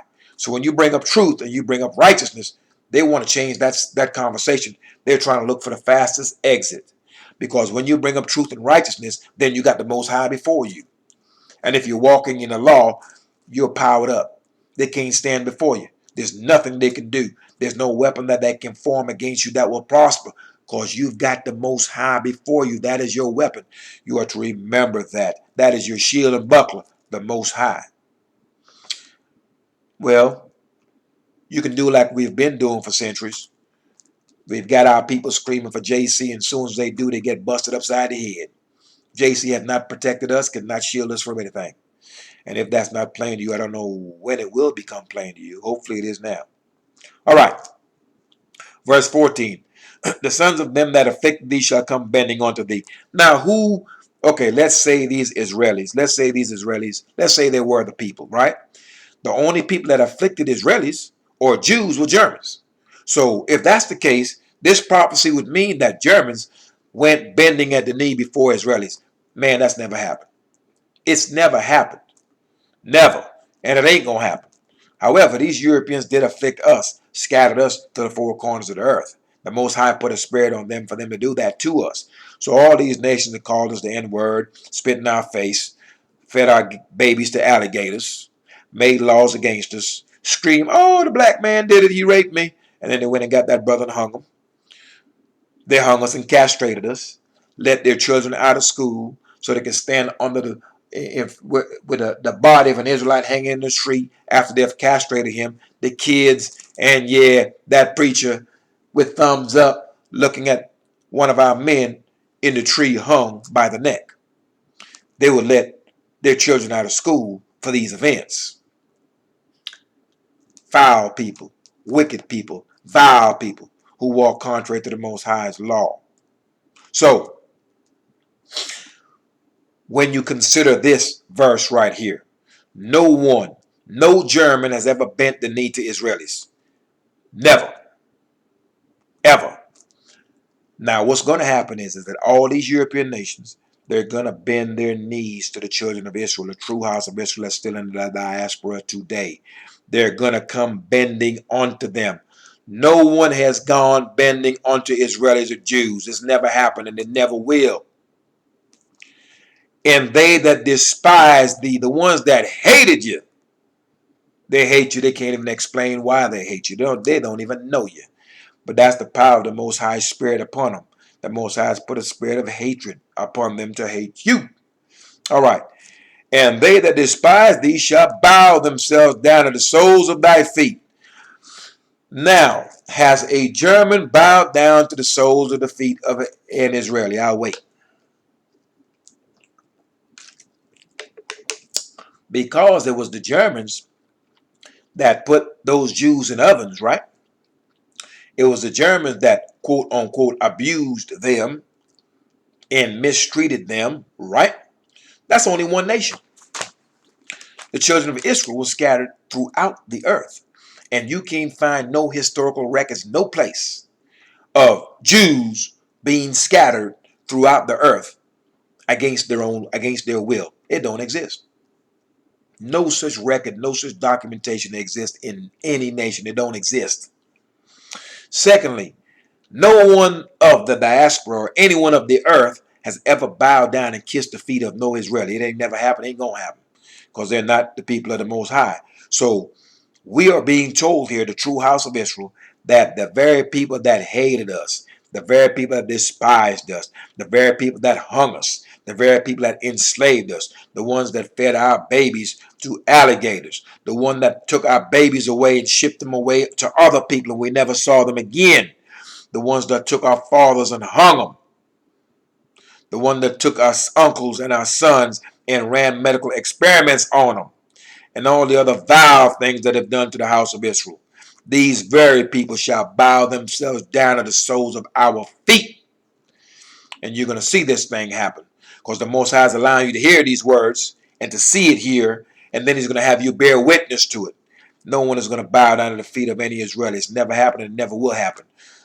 And they shall call thee the city of Yah, the Zion of the Holy One of Israel. They have been in our land 70 years. No one has ever gone up there to pay homage to the Most High once a year. That's what the prophecy states. No one has ever done that because the Most High is not there and they're not the Most High's people. Period. And no one is coming up there to bow to the soles of the feet of any Jew or any Israeli. It ain't going to happen. Verse 15. Whereas thou hast been forsaken and hated, so that no man went through thee, I will make thee an eternal excellence, a joy of many generations. No one went through thee. That's the land itself. All right, the land was utterly wasted, and you know, no man went through certain parts of the land because it was made barren. You understand? All those barren places are going to be revived. Verse 16. Thou shalt also suck the milk of the Gentiles.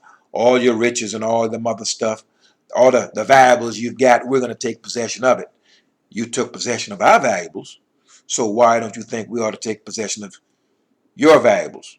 Because what you got, you only got it because of us. That's why the Most High said we will be a blessing unto these nations. In our lowest state, we are a blessing unto you.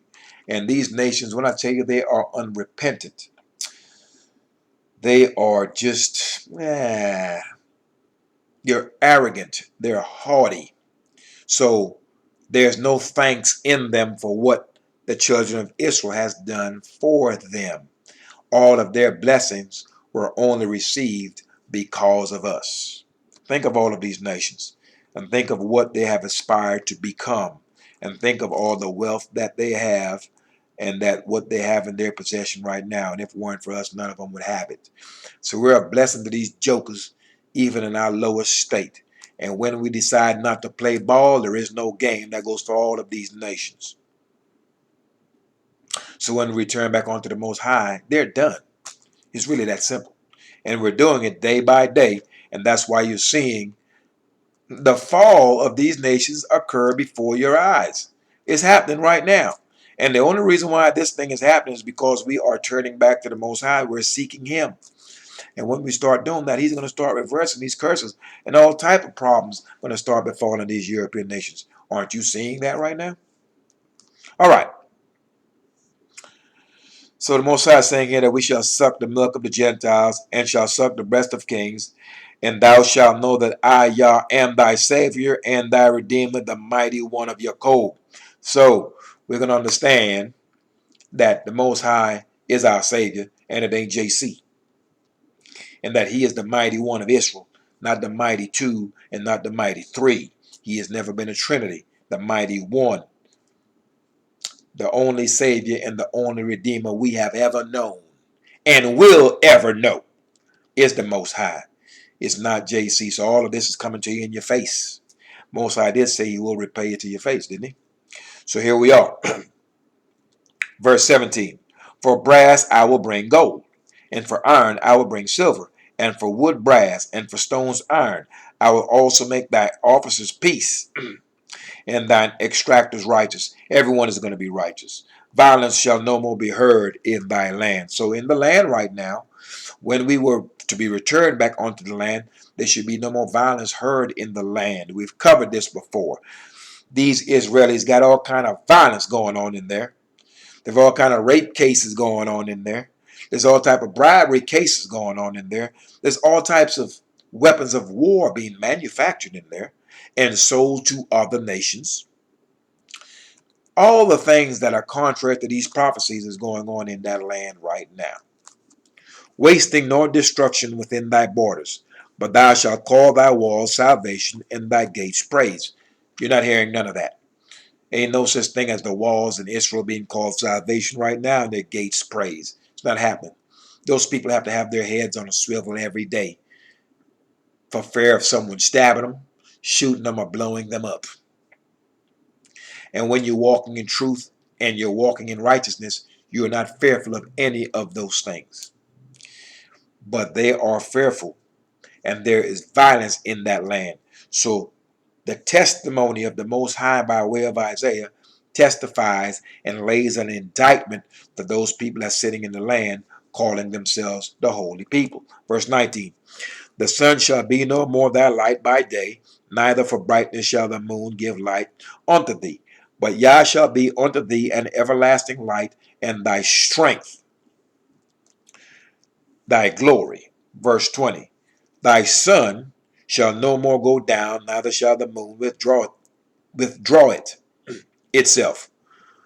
For Yah shall be thine everlasting light, and the days of thy mourning shall be ended. So all this mourning that we're doing in these nations, because these people are shooting your sons down, shooting down our uncles, beating up our daughters, giving our sons long sentences, planting drugs on our sons. And the heathen is so foul, they will see a man of Israel be shot down, and ain't no heathen standing up and saying, this is unrighteous. See, this is where we have to attack them. We have to attack them with righteousness. We have to attack them with the Most High before us. Forget racism. There's no man in this book charged with racism. It doesn't exist. But there are many here who have been charged with violence towards the Most High's law, with evil against the Most High's law, and doing evil towards the Most High's people. So what they're doing is not racist. What it is wicked. What it is contrary to the Most High's law. What it is, it's vile. And so when we address these people and we come before them, we're not charging them with racism. That's the incorrect charge. Remember, what I'm reading to you is an indictment. These are charges, righteous charges. We charging them. That's what this is. So we're to understand clearly that the mourning will be ended that we're seeing within the diaspora. When we get back to the land, there will be no mourning. We will be able to lie down safely. If those Israelis are supposed to be the people, they do not lie down safely. They have sirens blazing left and right. They have walls that separate them from other people. They are trying to make deals with the people around them in order to safeguard themselves. They are making weapons by which to protect themselves. None of this is in these prophecies that I'm reading here. So the laws of the Most High and the words of his law and the words of his prophets and the words out of his mouth are testifying against these people. So after you hear all of this and you've read all of this, you will consider all of this perfectly. Now, verse 21, thy people shall all be righteous. Every last one of us, when we get back into that land, will be righteous. For if we weren't, we would not be allowed to be there. We know that's not the case with the Israelis. They're not the people of the Most High. They're not all righteous because they've got maggots in the land. Homosexuals are in that land. You've got liars in that land. All the foul things and things that are contrary to the Most High is in that land. Weapons of war is sitting on that land. The Most High said there will be no such thing. There's mourning in that land and crying and death and all that other stuff. And there's also famine in that land. There's lack of water in that land. There's places where that land will not grow anything. None of these things were supposed to happen when we got back to the land. So we know good and well these Israelis are not the people of the Most High. So we see clearly here, all the people will be righteous. They shall inherit the land forever. The branch of my planting, the work of my hands, that I may be glorified. So we're going to inherit that land. We are the branch of the Most High's planting. So you understand that, verse 22. A little one shall become 1,000, and a small one a strong nation.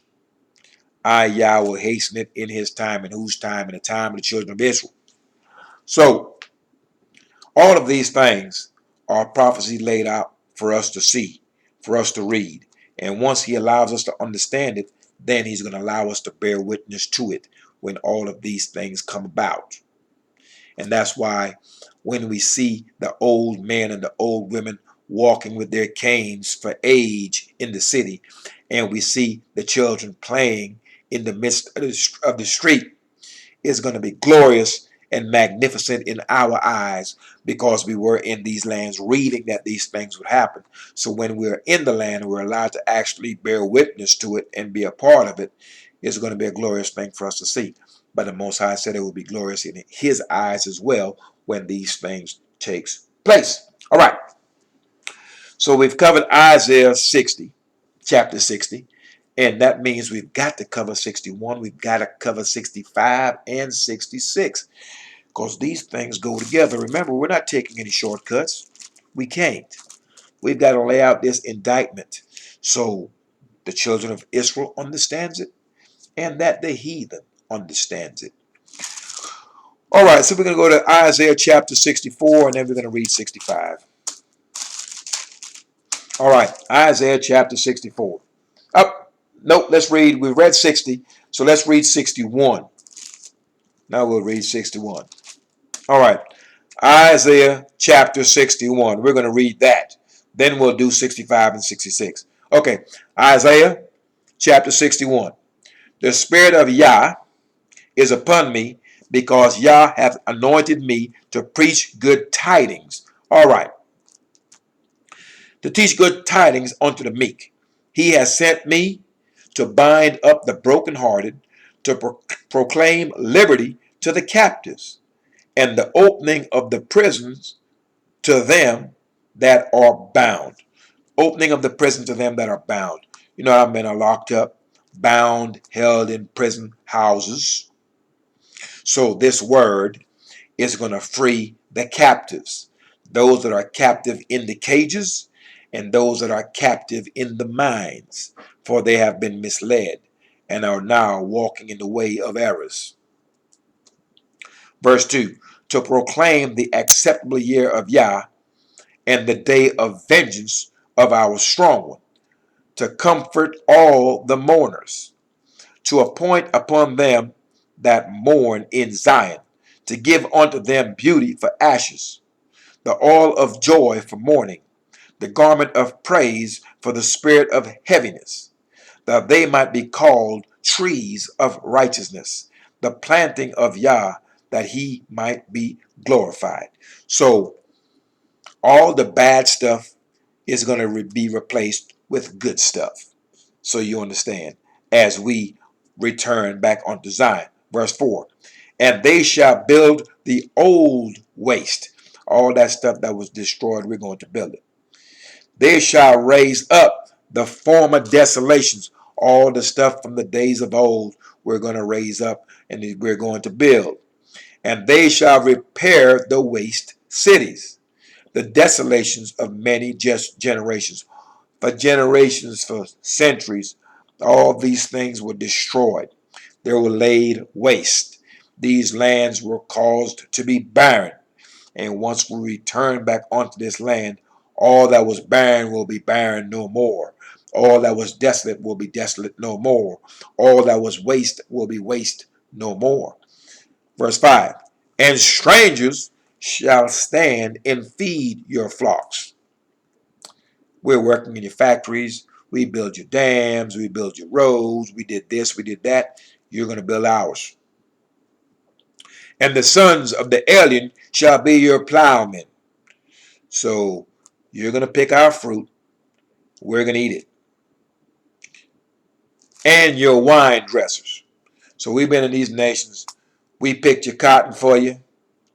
We cut the sugar cane for you. We planted the rice for you. But we couldn't eat that rice. We couldn't get that sugar from the sugar cane. And we didn't get any money from that cotton. You got it all. So we planted some things and we weren't allowed to enjoy anything that we planted.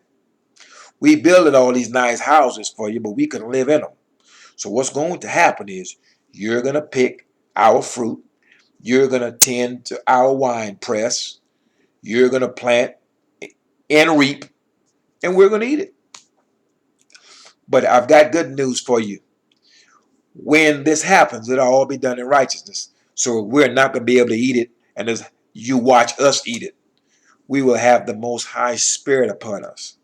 You will be able to eat from that as well.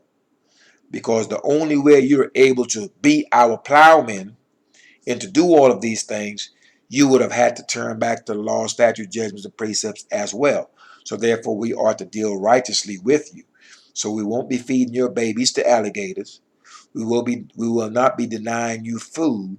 In fact, we are instructed to give you your lot, your land in the midst of us, because you will be dealt with as one that's born in the land.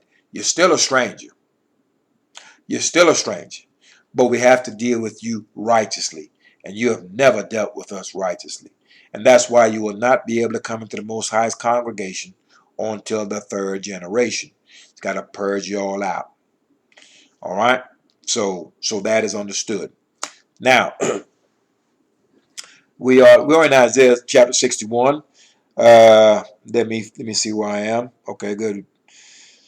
All right. So we've read verse 3. Old ways shall be raised up, former okay, desolation, many generations. All right, so we were at verse 5. Oh, yeah, strangers shall stand and feed our flocks. So they're going to be the herdsmen. And the sons of aliens shall be your plowmen and your wine dressers. So all the other people of the other nations are going to be doing all the labors. We're going to get a chance to finally kick back and chill because we are not allowed to chill. We're not allowed to kick back and relax in these nations. We're under punishment. Verse 6, but ye shall be named the priest of Yah. Men shall call you the ministers of our strength. So we are the priest of the Most High. People of the other nations are going to understand that we are the ministers of the Most High's word. Ye shall eat the riches of the Gentiles, and in their glory shall ye boast yourselves. All the stuff that they've got, we're going to have is going to be ours. Just like all that we have is theirs right now. Role reversal is coming. And that's what you're seeing in the earth right now. And that's the fear of the heathen right now. Because they're seeing that they're losing their grip. The Most High is turning our captivity. That's all you're bearing witness to. Verse 7. For your shame ye shall have double. Excuse me. Now, what you didn't know, and if you're reading this book, you should know, that those of us that are of Jerusalem, that are of the south, remember, that's headquarters. That's home base. So from Jerusalem, that's the center. That's the headquarters. That's where you have the establishment of the seed of David. And that's where you have the establishment of the house of Levi, specifically the Levitical priest. And so when the priest went astray, and when the governors went astray, and when Jerusalem went astray and was kicked out of the land, their curses they received double. And so, when we are to receive the blessings for doing that which is right, we will also receive double blessings because we got double curses. Hope you understand that. So once again, verse 7, for your shame you shall have double, and for your confusion they shall rejoice in their portion. Therefore, in their land they shall possess the double. Everlasting joy shall be upon them. So when we get in the land, it's everlasting joy is going to be upon us. We're not going to have sirens going off because someone is throwing rockets or missiles at us. We're not going to have checkpoints because someone is going to blow up something that we're on. We're not going to be making any weapons of war and selling it to other nations. We're not going to have our governor going to other nations trying to make any treaties or agreements with them. We're not going to be begging any other nation for protection. We're not going to be begging them for any money. And we're not going to be begging them for any weaponry. I hope you're getting all of that. Verse 8. For I, Yah, love judgment. I hate robbery for burnt offerings. And I will direct their work in truth, righteousness in law. And I will make an everlasting covenant with them. We already know this. Verse 9. And their seed shall be known among the Gentiles, and their offspring among the people. All that see them shall acknowledge them, that they are the seed which Yah hath blessed. Now, who is looking at a Jew? Who is looking at an Israeli and is acknowledging that these are the people of the Most High and these are the seed which Yah hath blessed? No one's doing that. Verse 10, we're not even going to that. No one is doing that. No one's ever going to do that. Verse 10, I will greatly rejoice in Yah. My soul shall be joyful in my strength. For he hath clothed me with the garments of salvation. He hath covered me with the robe of righteousness. That's that law. As a bridegroom decketh himself with ornaments, and as a bride adorneth herself with her jewels. Verse 11, the very last verse. For as the earth bringeth forth her bud, And as the garden causes the things that are sown in it to spring forth, so Yah will cause righteousness and praise to spring forth before all nations. What you are seeing right now, the uprising in the many nations, is exactly what we just read in the latter part of this verse. They are raising up. They are seeking righteousness. They are tired of the pedophiles. They are tired of the corruption. They are tired of the wars. They are tired of the lies. They are tired of the homosexuality. They are tired of the bestiality. They are tired of all the foul things. They just don't know just yet that they are raising up for righteousness. They don't understand that aspect just yet. But in the latter days, they will also consider it perfectly, as the house of Israel is now considering it perfectly. For effect, I'm going to reread that one more time. Verse 11, the very last verse of Isaiah chapter 61. For as the earth bringeth forth her bud, and as the garden causes the things that are sown in it to spring forth, so Yah will cause righteousness and praise to spring forth before all nations. That's why you're seeing these uprisings. It's a call for righteousness. It's a call for justice. It's a call to the Most High. They just don't know it just yet. All right. So we've got Isaiah chapter 61 done. Let's move to Isaiah chapter 65. Isaiah chapter 65. Verse 1 of Isaiah chapter 65 reads, I am sought of them that ask not for me. That's these uprising of these nations. They're looking for righteousness. They just don't know that they're looking for the Most High. I am found of them that sought me not. Some of you were scrolling through your YouTube one day, saw my mug on there, saw the caption and figured, what's he talking about? Clicked on that thing, got a lesson, and have been here since, and have turned your houses around, and have turned your lives around, and have been blessed by this word. You found the Most High, and you weren't even looking for him. You were just scrolling through your YouTube, saw my face, saw a caption, took in a lesson, and found the Most High via these laws, statutes, judgments, and precepts. And that's not what you were looking for that day. All right. I'm found of them that sought me not. And also, he will be found of those that are seeking him. Some of you were seeking that word that day, had something on your heart, scrolling through your YouTube, came across the channel, and that video hit the spot that day. Whatever it is you were going through, when you hear those words, it brought comfort onto you and understanding onto you that day. And you've been at the channel since, and you've been walking in the laws since. It has happened.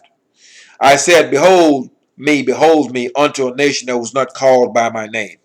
I have spread out my hands all the day unto a rebellious people. That's Israel. You tell them of the Most High's law, they tell you, thus saith Mr. Charlie Matthew, and thus saith Mr. Charlie Paul, and all this other nonsense. So the Most High said he spread forth his hand unto us, but we are rebellious. We want to talk about what Paul and Peter said. Which walketh in a way that was not good, after their own thoughts. That's what's getting us busted in the head. Verse 3, a people that provoketh me to anger continually to my face. That's how foul we've been and are. That sacrifice in gardens and burneth incense unto altars of brick. So we're in these church houses, lighting up all kind of incense, talking some madness that we're on the altar, we're in the house of the Most High, and we're going to walk up to the Most High's altar and all this other madness in these nations. Which remain among the graves and lodge in the monuments. Remember that as dead men we are in the dust. We read Ezekiel chapter 37, the rising up of the dry bones. Dead men, men walking around without the Spirit of the Most High on them and in them. And once they turn to this law, they become alive. They lift themselves up from the dust. Dust off all that vile, foul, evil way of the heathen, and walking in the Most High's law. Now you're alive. Hope you understand that. So we're out here doing all manner of madness, lighting incense in these churches, talking about you christening your baby and all this other madness. Verse 4, which remain among the graves, and lodge in the monuments, which eat swine's flesh, and broth of abominable things is in their vessels, in their pots. That's why I don't eat at anyone's house. And I'm careful when I eat out, because it may say you're having beef stew, but they will put chicken broth in that thing. They're going to cook the fish, they're going to cook the shrimp and the lobster the same place and in the same vessel that they cook your steak in, and then wash the pot and things of the like. So there are people that's claiming to be following God and all of that, and you go to their houses and all that they eat are abominable things. Abominable things are in their pots. And perverse words for some of them coming out of their mouth. You can't walk with the Most High and be contrary to his law. This is an impossibility. Now, so get those abominable things out of your pots. The shrimp, the lobster, the scallops, the crab legs, the turtle, and iguana, and the alligator, and all these other exotic, what you think are exotic foods in these restaurants that serve vile things. These things are not to be eaten by our people. And if you are one that is a stranger and you're going to take a hold of the Most High's law, you are not to eat it also. Remember that this law is going to be the governing body of the entire earth. Israel will just be headquarters. Jerusalem will be headquarters, and that law will go forth from Jerusalem throughout the entire earth, for it will be the governing body. Just so you understand that. Which say, stand by thyself, come not near to me, for I am holier than thou. These are a smoke in my nose, a fire that burneth all the day. So you've got these Christians talking about, I'm going to church, I'm saved by the blood of the Lamb. Yeah. Okay, let me cover that. Saved by the blood of the Lamb madness. The Lamb is all of a sudden JC. JC is an animal now, right? So they're saved by the blood of the Lamb. Because of JC died, he shed his blood on Calvary. Now you're saved. The blood of the Lamb that you're going to be saved by is the Lamb that you took up to Jerusalem, that is of the first year, and the Levites sacrifice that animal, take his fat, put it upon the altar of burnt offering. You will eat of that meat. Also, the priest will eat of that meat, and he will petition on your behalf for whatever sin that you have committed, and that's how you are saved, by the blood of the Lamb of sacrifice.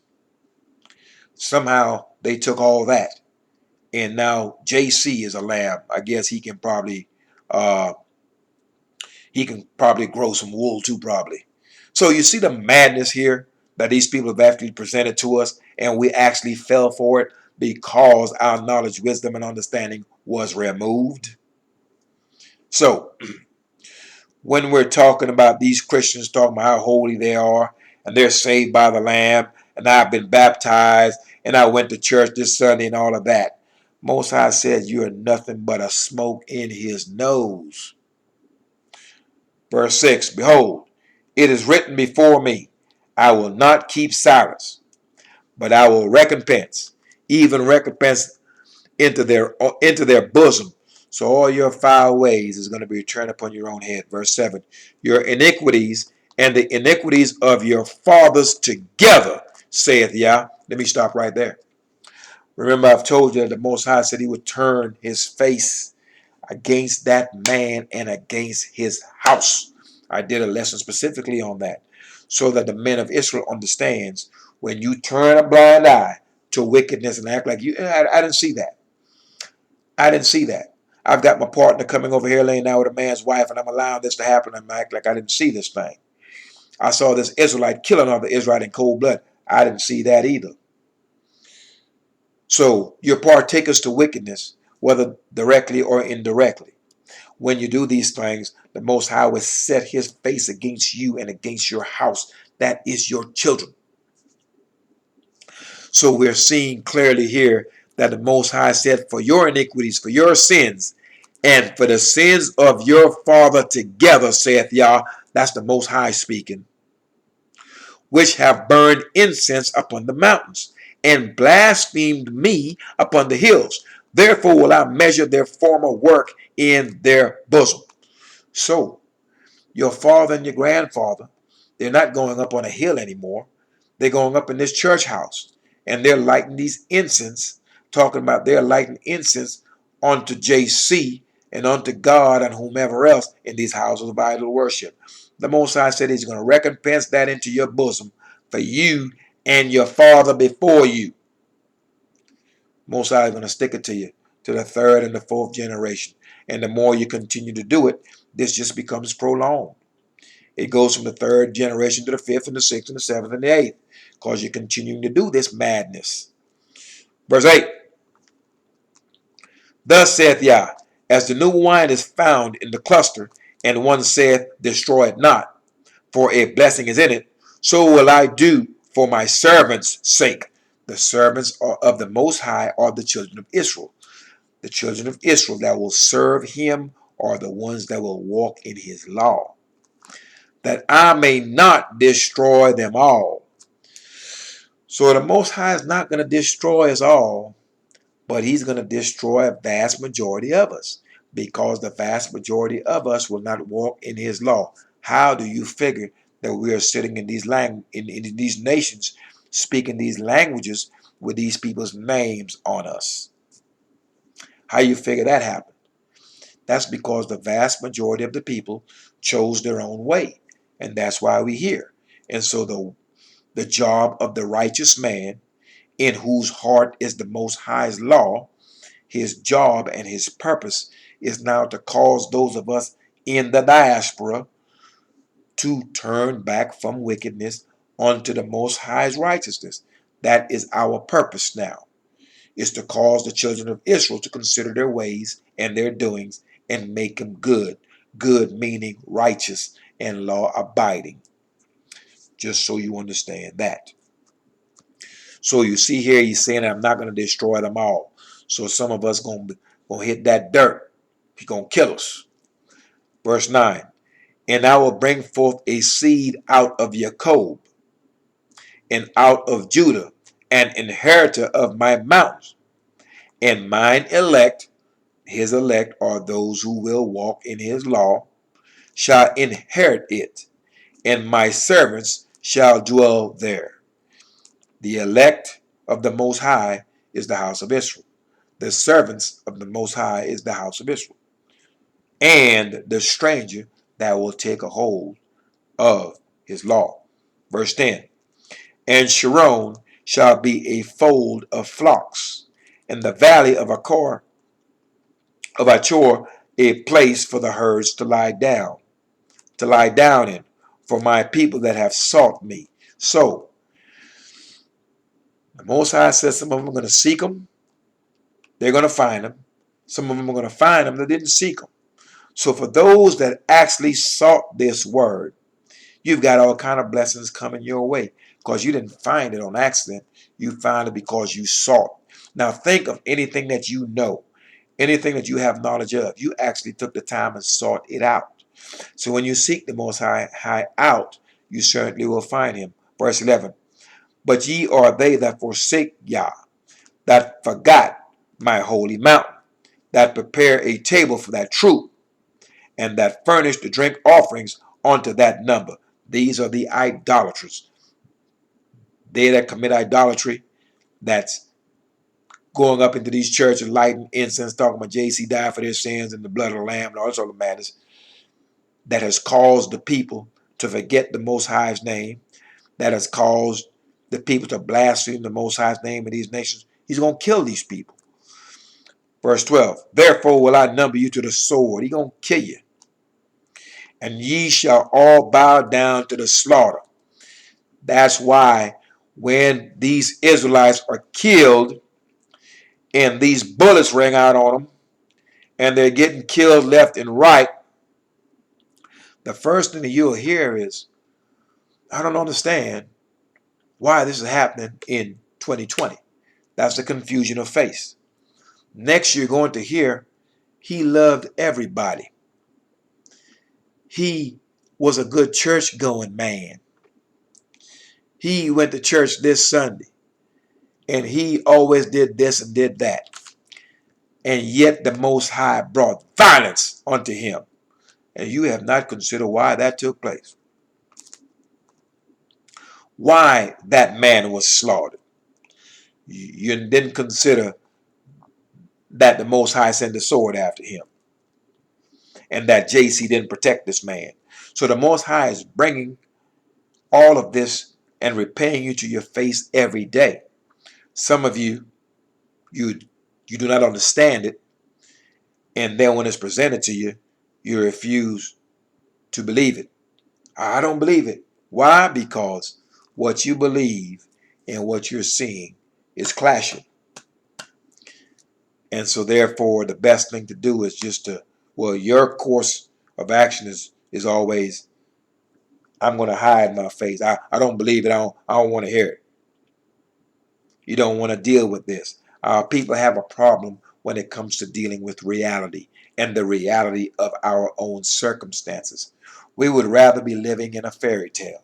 We're all the same. We're all God's people. JC died for us all. If you kick me in the face, I'm not supposed to do anything because JC wouldn't want me to do anything against you, and all this other nonsense that we believe. And what you believe and what you're seeing is clashing.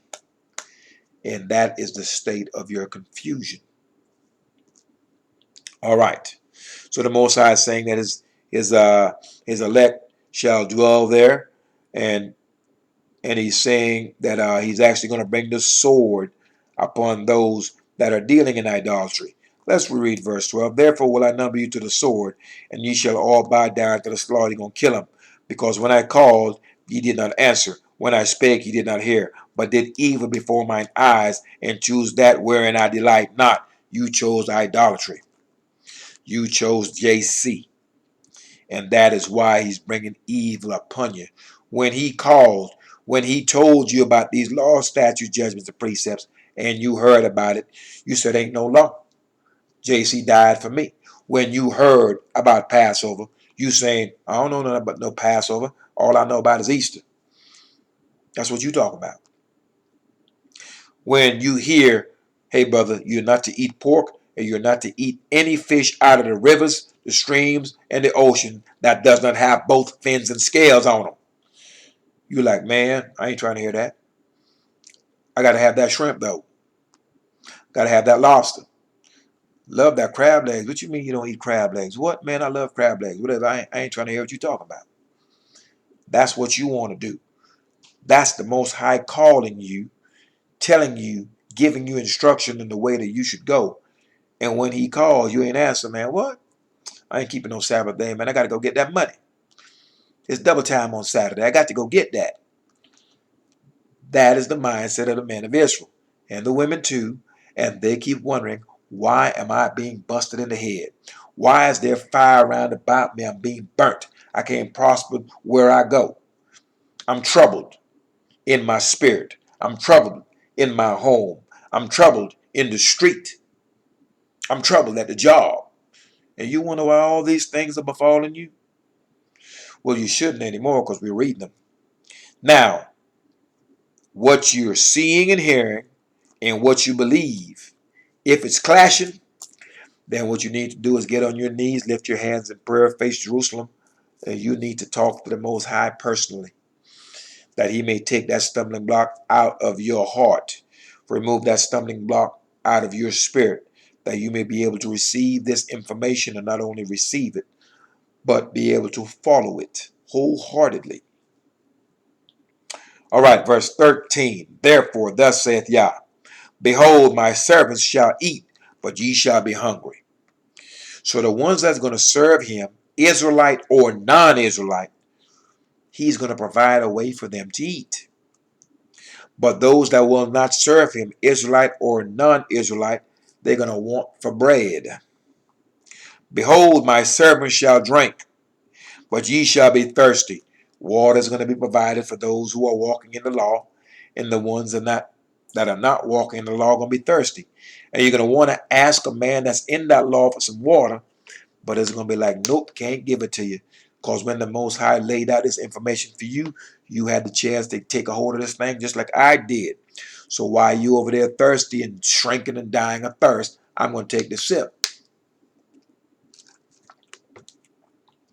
And that will be that. All right. Behold, my servants shall rejoice, but ye shall be ashamed. So we're going to rejoice in the Most High that we have taken a hold of his covenant, that we have taken a hold of his laws, statutes, judgments, and precepts, and we are walking in it. We are a living example that the law can be done. That way you don't hear these dumb heathens and these dumb Israelites talking about no man can follow the law. That is the dumbest thing I've ever heard. So you think the Most High is going to give his people a law that they cannot follow? I want you to understand that when you do that, you are blaspheming the Most High with your foolishness. So all these things are going to happen to the idolatry. If you're going to be in idolatry, Most High going to starve you. When we're drinking this water, you won't have anything to drink. When we're eating, you won't have anything to eat. And what we're eating, we're not going to share it with you, just so you understand. Because at that point, you are an enemy unto us. And we know if we do anything to deal, if the Most High is punishing you, we ain't helping you. Because if we do, then we get punished. You're going to have to do that on your own. You're going to have to walk that path on your own. So this is the point where every man has a choice to make. Will you walk in righteousness or will you walk in wickedness? And there's no gray area. There's no middle ground. There's no middle path. Well, I'll do a little bit of wickedness and I'll do a little bit of righteousness and maybe it'll all balance out. That's not how this is going to go. It's going to be one way or the other. You're going to walk straight ahead in the Most High's laws, statutes, judgments, and precepts, or you're going to turn to the left or you're going to turn to the right, and that's when you're going to get hit in the mouth. What's your choice going to be? And that is a choice that's presented before you, O Israel, and the stranger that is of a contrite spirit. All right. Verse 14. But my servants shall sing for joy of heart, but ye shall cry for sorrow of heart, and shall howl for vexation of spirit. Verse 15. And ye shall leave your name for a curse upon my chosen. That's why we wear all these other people's names. For Yah shall slay these, going to kill these evildoers, and call his servants, that's the children of Israel or his servants, by another name. Jews have always been Jews. They've always called themselves Jews and Israelis. They're back in the land and they're not being called by another name. They're still being called Jews and Israelis. So this testifies against them. Once again, we're laying this indictment. We're laying it on the enemies within and the enemies without. Verse 16. That he who blesseth himself in the earth shall bless himself in Yah of truth. And he that sweareth in the earth shall swear by Yah of truth. Because the former troubles are forgotten, and because they are hid from mine eyes. So when the Most High decides to forgive us and take our transgressions and put them aside, all the old things and the foul things we will remember no more. Verse 17. For behold, I create new heavens and a new earth, and the former shall not be remembered. The old earth and all the foul things therein is not going to be remembered, nor come into mind. So we're not going to remember any of this foul stuff that we're seeing right now. After we've been in the land and we've been established for a few generations, all of that stuff is going to be purged out of us and purged out of our minds. Verse 18. But be ye glad and rejoice forever in that which I create. For behold, I create Jerusalem a rejoicing, and her people a joy. Verse 19. And I will rejoice in Jerusalem, and joy in my people. And the voice of weeping shall be no more heard in her, nor the voice of crying. I know I've seen some Israelis up on the television crying, howling, hollering, and screaming in total confusion when those sirens go off.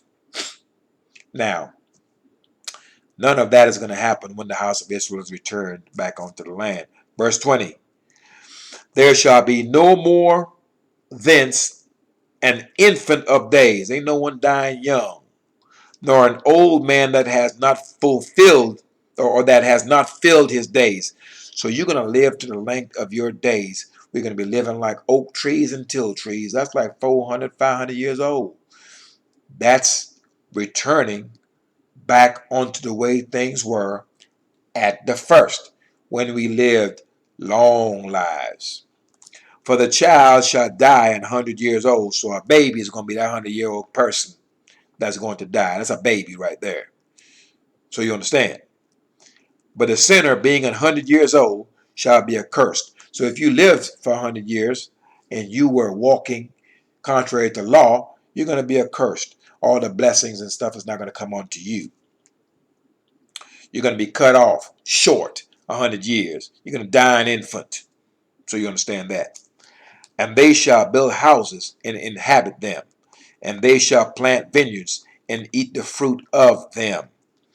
So the house of Israel, we're going to build houses in these lands, in the Holy Land, and we're going to inhabit them. We're going to plant vineyards, and we're going to live in them. We're going to plant vineyards and eat the fruit thereof, excuse me. All right, now, verse 22. They shall not build and another inhabit. See, the curse that was placed upon the children of Israel is that we will be building all these houses, building these estates, building up all of these nations, and we were not going to be able to partake in anything. We're going to build houses that we're not going to live in. We're going to plant vineyard, cut your cotton down, or pick your cotton and not reap any benefits from that cotton. Cut down your sugar cane, not reap any benefits from that. We're going to plant this rice and not be able to eat any of that rice because you're going to take it and sell it. And we won't get any profits from it. Now, you can't find no place, nowhere, that Israelis and Jews build houses for other people, but the Jews and the Israelis were not allowed to live in it. That the Jews and Israelis picked cotton, planted sugarcane, planted rice, dug up bauxite, worked diamond mines for other people, and they didn't get any benefit from that. Where was that done at? It was never done. So once again, verse 22, they shall not build and another inhabit. That is what happened to the children of Israel throughout the diaspora. We builded and our enemies inhabited. We were not allowed to live in it. They shall not plant and another eat. We planted these crops and our enemies ate it up. Show me where an Israeli or a Jew planted some crops while he was in captivity and his enemies ate it up. Where did that happen? It's never happened. For as the days of a tree are the days of my people. That's how long we're going to be living. And mine elect shall long enjoy the work of their hands. Right now, we're working, but by the time you get the check, your money's gone. So you can't really enjoy the fruits of your labor. We're working, and it's like taking money and putting it in a bag that has a hole in it. You really can't hold on to anything. So the Most High is stating that when we get back in the land, that won't be the case. All the works of our hands, we're going to be able to actually access it and enjoy it. And that's not what we're able to have right now in these lands. And all of you should be able to bear witness to this. As you read this word and you hear it, you should be able to look to your left and to your right and in front of you and throughout all these nations and validate that this word is indeed true because I'm living it. Verse 23, they shall not labor in vain, nor bring forth for trouble. All right, laboring in vain. Working all these hours, trying to do all this double time, and your Uncle Sam hits you in the head and get that money. The harder you work, the richer the company that you work for gets, and the money enriches the government. You're not getting it. And the Most High is saying, nor bring forth for trouble. Bring forth what? Bring forth your children. When you bring forth your children, You bring them forth to trouble. You bring them forth in a nation that hates them. You bring them forth in a nation that's going to lock them up. You bring them forth in a nation that's going to deny them an education. You bring them forth in a nation that's going to run experiments on them. You bring them forth in a nation that's going to kill them, miseducate them, lead them astray. So our children are brought forth to trouble, troublous times, troublous nations with treacherous persons. So that will not be the case anymore. For they are the seed of the blessed of Yah, and their offspring with them. So he's not going to have us bring forth our children to trouble anymore, because we are the offspring. We are the people of the Most High, and he's not going to do that to us anymore, because we are the seed of the blessed. So therefore, we will not bring forth our children to trouble anymore. And our offspring is going to be with us. They're not going to be taken away to strange lands and given to Mr. Charlie over in the farm in another state, or taken on a boat someplace in another nation. Our children will be with us. So you understand that. Verse 24. And it shall come to pass that before they call, I will answer. Now you're calling on JC. He can't answer you. He's not real. The most I say, once you start doing that which is right, before you call on him, he's going to answer. So you're going to get immediate results. Okay? I will answer them. And while they are speaking, I will hear. Right now, the Most High is not hearing you because you've got idols in your heart. You're going to all types of idolatrous churches. You've got all kind of abominable things in your pots. You're dressing all kind of crazy, not wearing the Most High's dress code. You're marrying strangers. You're involved in pedophilia. You're involved in wife swapping. You're involved in trying to get your wife to lay down with some other woman in the bed. You got all kind of foulness going on with you, Israel. So when you call the Most High, he's not hearing you. Two can't walk together lest they are agreed. So if you're taking part in any of this foulness and talking about you praying, man, you're wasting your time. That goes for you women, and that goes for you males as well.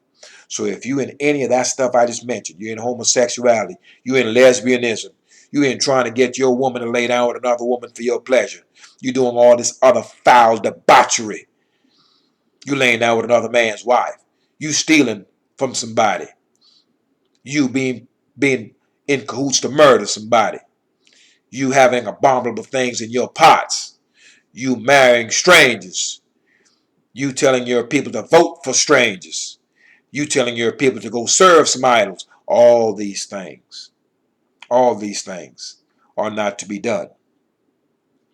And so you understand clearly, when you start doing all of these things, then you're going to have trouble.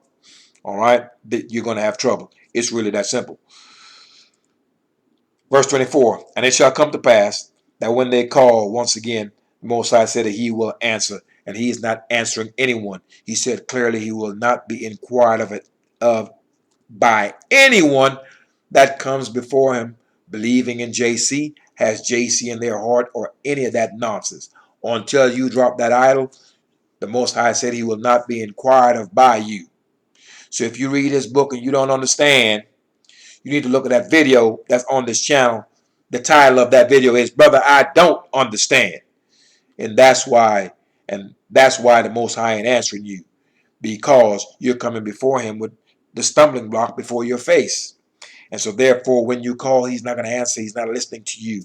You're cut off. So read that video if you're having problems understanding this book. That way you'll know exactly how to get some understanding when you get that idol out of your heart. All right.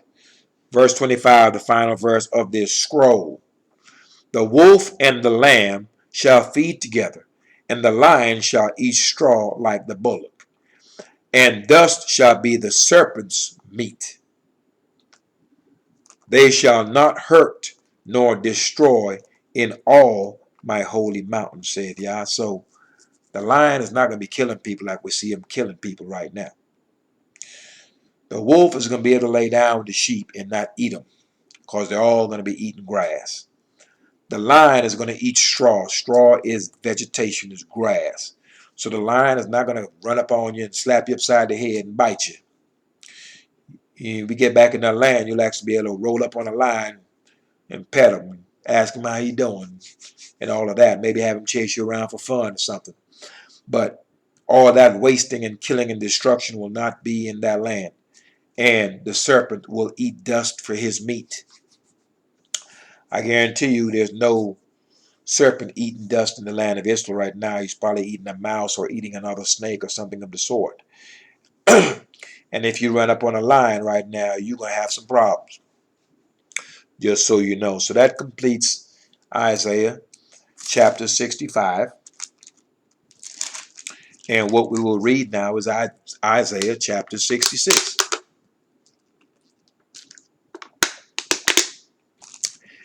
Isaiah chapter 66.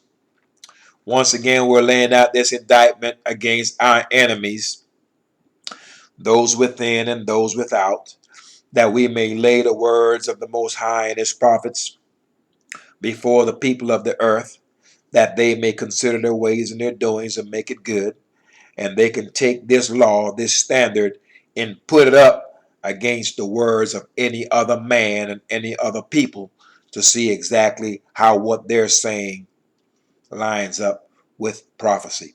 All right, chapter 66 of Isaiah. Thus saith Yah, the heaven is my throne, and the earth is my footstool. Where is the house that ye build unto me? And where is the place of my rest? Israeli man, Jewish man, where is the Most High's temple? Where is it at? Where's the place of his rest? Where's the house that we builded unto him in times past? Where's that house? If you are the people of the Most High, if you are saying you are the seed that the Most High hath blessed, if you are the sons and daughters of Jacob, where is that third temple? Verse 2. For all those things hath mine hand made, and all those things have been, saith Yah, but to this man will I look, even to him that is poor and of a contrite spirit, and trembleth at my word. So the only man that's going to be allowed to deal with the Most High and be in the Most High's presence is going to be the man that trembleth at the word of the Most High, and the man that is of a contrite spirit. Verse 3. He that killeth an ox is as if he slew a man. He that sacrificeth a lamb, as if he cut off a dog's neck. He that offereth an oblation, as if he offered swine's blood. He that burneth incense, as if he blessed an idol. Yea, they have chosen their own ways, and their soul delight in their abominations. So all the foul things that we have been doing, we enjoy that. We enjoy going to church. You think that's a joyous thing. You delight in your abominations.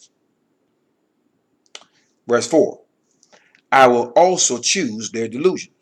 You're delusional in these nations, thinking some European man died for you, thinking you can dip in some water and have all your problems go away. You all been baptized and you all got problems.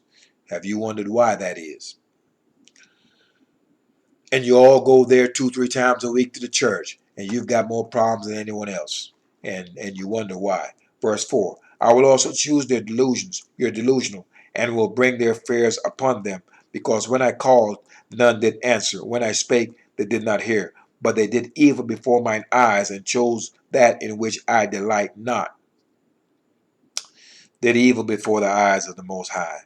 When he called, they did not hear. You can't hear. You got JC all in you. And when you do that, Most High said he'll make you blind, he'll make you deaf, and he'll put fatness on your heart. That way you will not understand. Verse 5. Hear the word of Yah, ye that tremble at his word. Those of you who are fearful of the Most High, because you walk in his law, statutes, judgments, precepts. So you are to hear this. Your brethren that hated you, that cast you out for my name's sake, said, let Yah be glorified, but he shall appear to your joy, and they shall be ashamed. All those that are sitting in the land is going to be ashamed. Verse 6. A voice of noise from the city, a voice from the temple, a voice of Yah that rendereth recompense to his enemies. So the enemies of the Most High, those nations, and the enemies of the Most High, those Israelites that refuse to walk in his laws, statutes, judgments, and precepts, they're going to be recompensed. He's going to kill them. That's straight and direct. Verse 7. Before she travaileth, she brought forth. This is Israel. Before her pain came, she was delivered of a man child. Israel. Who hath heard such a thing? Who has seen such things? Shall the earth be made to bring forth in one day, or shall a nation be born at once? For as soon as Zion travailed, she brought forth her children. Verse 9. Shall I bring to the birth and not cause to bring forth? Saith Yah. Shall I cause to bring forth and shut the womb? Saith Yah. Verse 10. Rejoice ye with Jerusalem, and be glad with her, all ye that love her. Rejoice for joy with her, all ye that mourn for her. Now, if you read all of this, a Christian will think you're talking about Mary. They really would. That's how confused they are. That's how much in darkness they are. They would not know that you're talking about Jerusalem, you're talking about Zion, you're talking about the house of Israel. They will tell you this is Mary that's going to bring forth a man child. That's how crazy they are. Most High have cut them off. They're in darkness, no understanding, no light. Verse 11. That ye may suck and be satisfied with the breast of her consolations.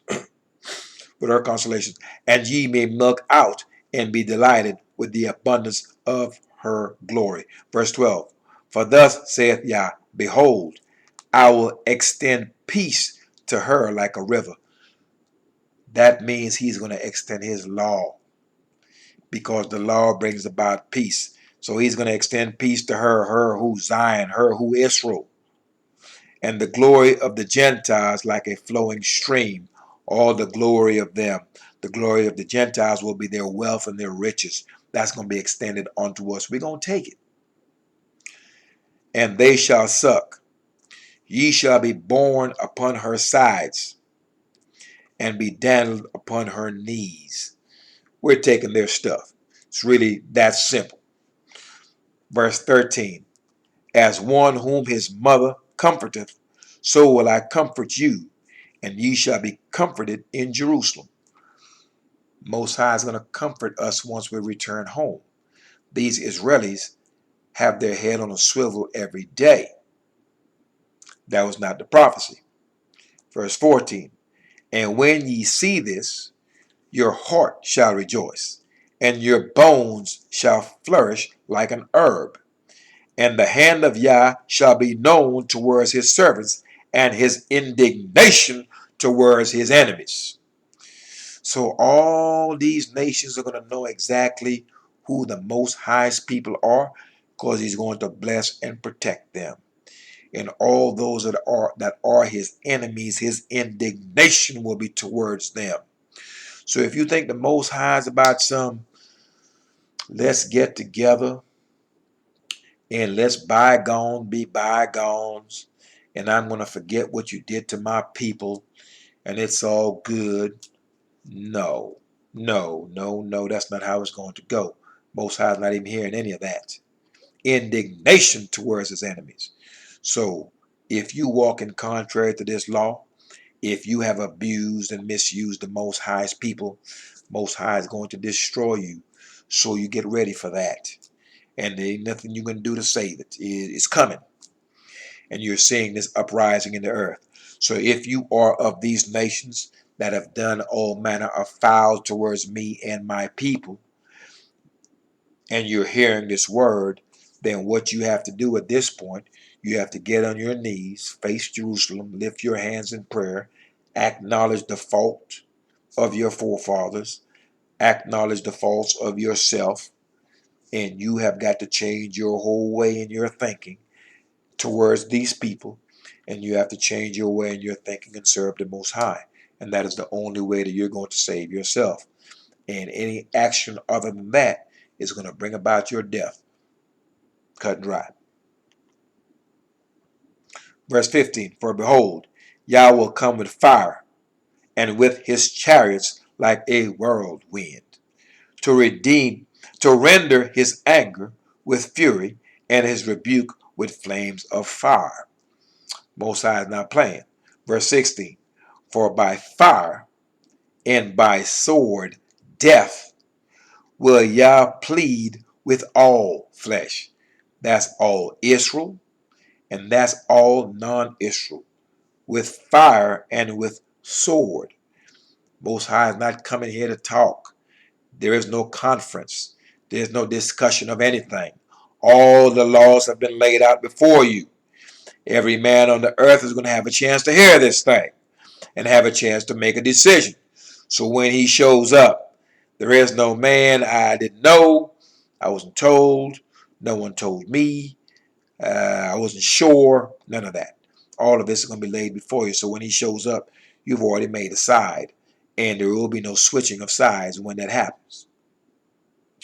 So the Most High is saying, for by fire and by his sword will Yah plead with all flesh, and the slain of Yah shall be many. It's going to kill them.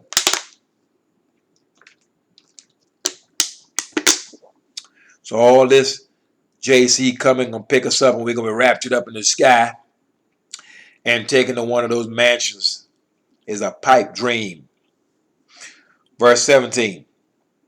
They that sanctify themselves and purify themselves in the gardens behind one tree in the midst, eating swine's flesh, and the abomination and the mouse shall be consumed together, saith Yah. So all you brothers is figuring, you know what? I'm going to go in the back here when no one is seeing me. I'm going to cook this possum. I'm going to go here and no one's seeing me. I'm going to go ahead and cook this wild boar I just caught in this trap. I'm going to eat this catfish I just caught. All these foul things, these abominable things that's in your pots. He's going to consume all of you together. And let me be clear, when we start dealing with the word consume, he's going to kill you. Verse 18. For I know their works and their thoughts. It shall come that I will gather all nations. Here we go again, that Valley Jehoshaphat action.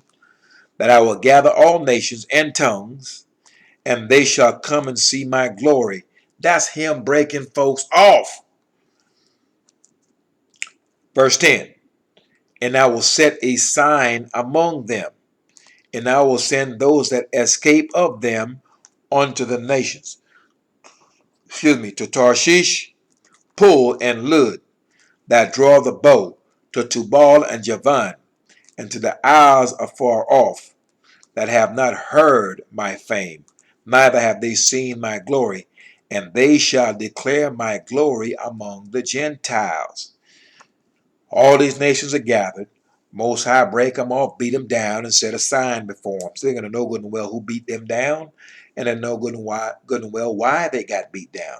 They're going to run back into all of these nations and start telling these people, hey, look, the Most High just broke us off. He allowed us to escape. We've got to come tell you, look, this is the Most High people. We've wronged them. You've got to change your ways right now because you're going to kill us all. They're going to come there in fear. They're going to come there screaming and speaking all crazy and declaring to all the other nations, these are the people of the Most High, this is the Most High, we have wronged them, etc., etc., etc. That's what's taking place here. Verse 20. And they shall bring all your brethren for an offering unto Yah out of all nations upon horses and in chariots and in litters and upon mules and upon swift beasts such as a plane to my holy mountain Jerusalem, saith Yah, as the children of Israel bringeth an offering in a clean vessel into the house of Yah.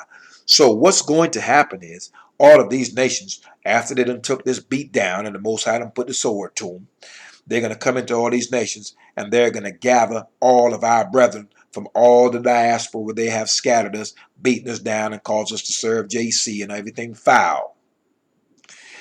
And once they gather us, they're going to say, man of Israel, get in your finest linen. Whoop, your beard is not right.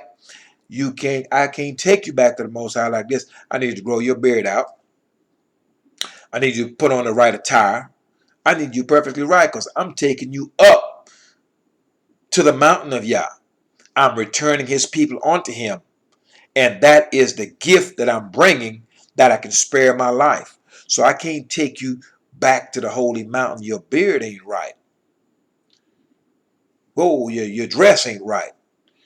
You know, no, we got to fix this. We got to go into this law and figure out, no, you can't. No, I'm not taking you back here. So if they took the Israelites, if they get us out of these lands and took us back, brother ain't got his beard and things ain't right, that would be akin to going up before the Most High to give a sacrifice, and you're taking something that's abominable before him and get your head busted. So the heathen is not going to want that. So they're going to make sure, hey, get in your finest linen manner, Israel. Make sure your beard is right. You need some beard balm to soften that beard up. Go ahead and get in this first class seat. Is there anything I can do for you? How can I make this trip as pleasurable as possible? Because I'm taking you to the Most High, and I'm not trying to get my head busted. I need you right. And that's pretty much what's going to be happening with these nations when they come and gather us out of these nations. They're going to understand clearly who they're gathering, just like they understood clearly who they were scattering. All right. And they shall bring of your brethren for an offering unto Yah out of all the nations. That's when they round us up and start taking us back, because that's the only way they're going to save themselves. Okay, so we've read that verse 20. We're going to go to verse 21. And I will also take of them for priests and for Levites, saith Yah. So once we are rounded up by these nations and we're taken up to the holy mountain and we are presented before the Most High by these heathen, Most High, here's your people. Forgive us, have mercy upon us, for we have transgressed your law by abusing your people. That's what these nations are going to have to do. And so when we're brought back by these nations and we're in that land, then and only then will the Most High take of that group of people, and he's going to determine and tell us exactly who the Levites are, who Issachar is, who Zebulun is, and we're going to be established back into the old estates, into the old lands that we were given, and the waymarks, the boundaries will be reestablished. Now,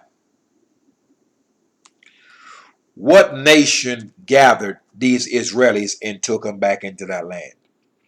What nation did that? Who did that? That's a question that you have to ask. Now, when those people got back there, were they taken as an offering up to the Most High? They were not. They were gathered by some other European nations, picked up in planes, and dumped back on that land. They were not taken to the Most High's holy mountain. They were not taken up there as an offering would be offered by the children of Israel. Our people were not taken up there to the Most High as a gift. Were not. Never had. Didn't happen to them Israelis. So we're using the words of the Most High and his prophets, and we're using this word to testify against these Israelis and these Jews, and to bring an indictment against them, that they are not the people of the Most High.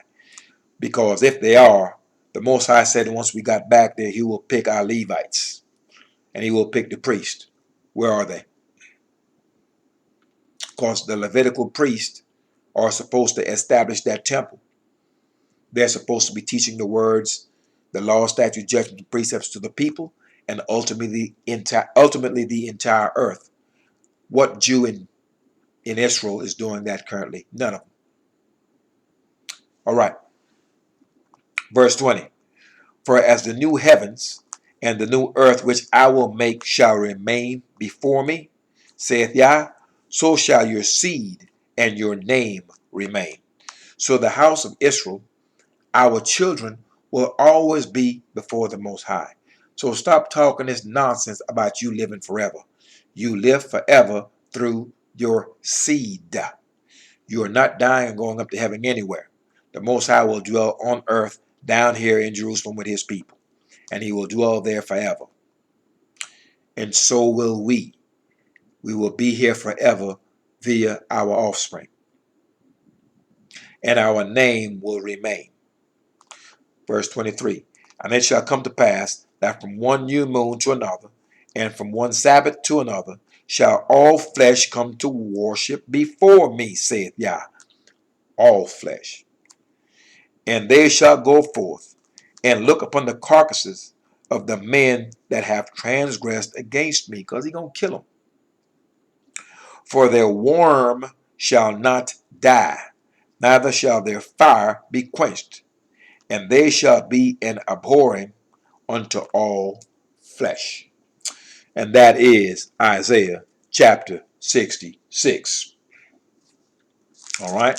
So we've just read Isaiah chapter 66. That way you understand clearly that when we're gathered out of these nations, we're not going to be gathered and dumped in the land of Israel and they fly off. When they take us back, they're going to gather us from all nations. Germany does not constitute all nations. So you understand that. So all the nations of the earth where we have been scattered, we're going to be gathered from those nations. And the people that have been foul to us are going to be the ones that's going to gather us. They're going to plant us back in that land, and when they do, they're going to take us to the Most High. And they're going to apologize. They're going to take us up as an offering, like we would all take an offering to the Most High's temple. So they're going to gather his people up, take them to the Most High, and ask for forgiveness. Most High, here's your people. Forgive us. Forgive our trespass against you and your people. And ain't no one took these Jews and took them before the Most High and had to plead for their lives and offer up Jews and Israelis as an offering unto the Most High. Man, when did this happen? This never happened. All right. So we've covered Isaiah chapter 66. All right.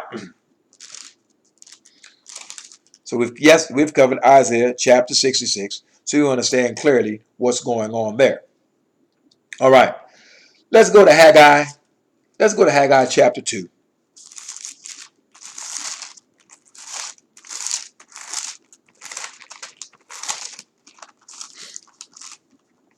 Haggai chapter 2. Let's read that. We'll do Haggai chapter 2, and then we're going to finish up with Jeremiah chapter 16.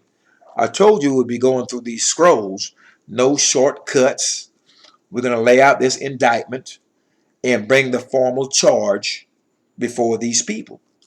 Haggai chapter 2, verse 1 reads, in the 7th month, in the 21st day of the month, came the word of Yah by the prophet Haggai, saying, speak now to Zerubbabel, the son of Shealtiel, governor of Judah, and to Joshua, the son of Josedek, the high priest, and to the residue of the people, saying, who is left among you that saw this house in her first glory? And how do you see it now? Is it not in your eyes in comparison of it as nothing? So the first house Solomon built. The second one is the house that's being built by Zerubbabel. And the Most High is saying, gather the elders that saw the house Solomon built unto me. Now look at this house that Zerubbabel is building right now. This house is as nothing. This is a shack compared to what was built unto me by Solomon. Verse 4. Yet now be strong, O Zerubbabel, saith Yah, and be strong, O Joshua, son of Josedek, the high priest, and be strong, all ye people of the land, saith Yah, and work. For I am with you, saith Yah of hosts, according to the word that I covenanted with you when ye came out of Egypt. So my spirit remaineth among you, fear ye not. Most High Spirit is always among us. The Most High said he will be a sanctuary in the midst of us in all of these lands where we're in. So he is a sanctuary unto us. How do we find him? How do we find that sanctuary? Right. His sanctuary is his mercy. His mercy is his righteousness. His righteousness is his truth. His truth is his testimony. His testimony are his laws, his words. the statutes, judgments, and precepts. This stuff is everywhere on the earth. Just wanted to make that clear to you. So he said clearly that he will remain, his spirit will remain among us. And it is so. Verse 6, for thus saith YHWH, yet once, it is a little while, and I will shake the heavens and the earth and the sea and the dry land, and I will shake all nations, and the desire of all nations shall come, and I will fill this house with glory, saith YHWH. The silver is mine, and the gold is mine, saith YHWH.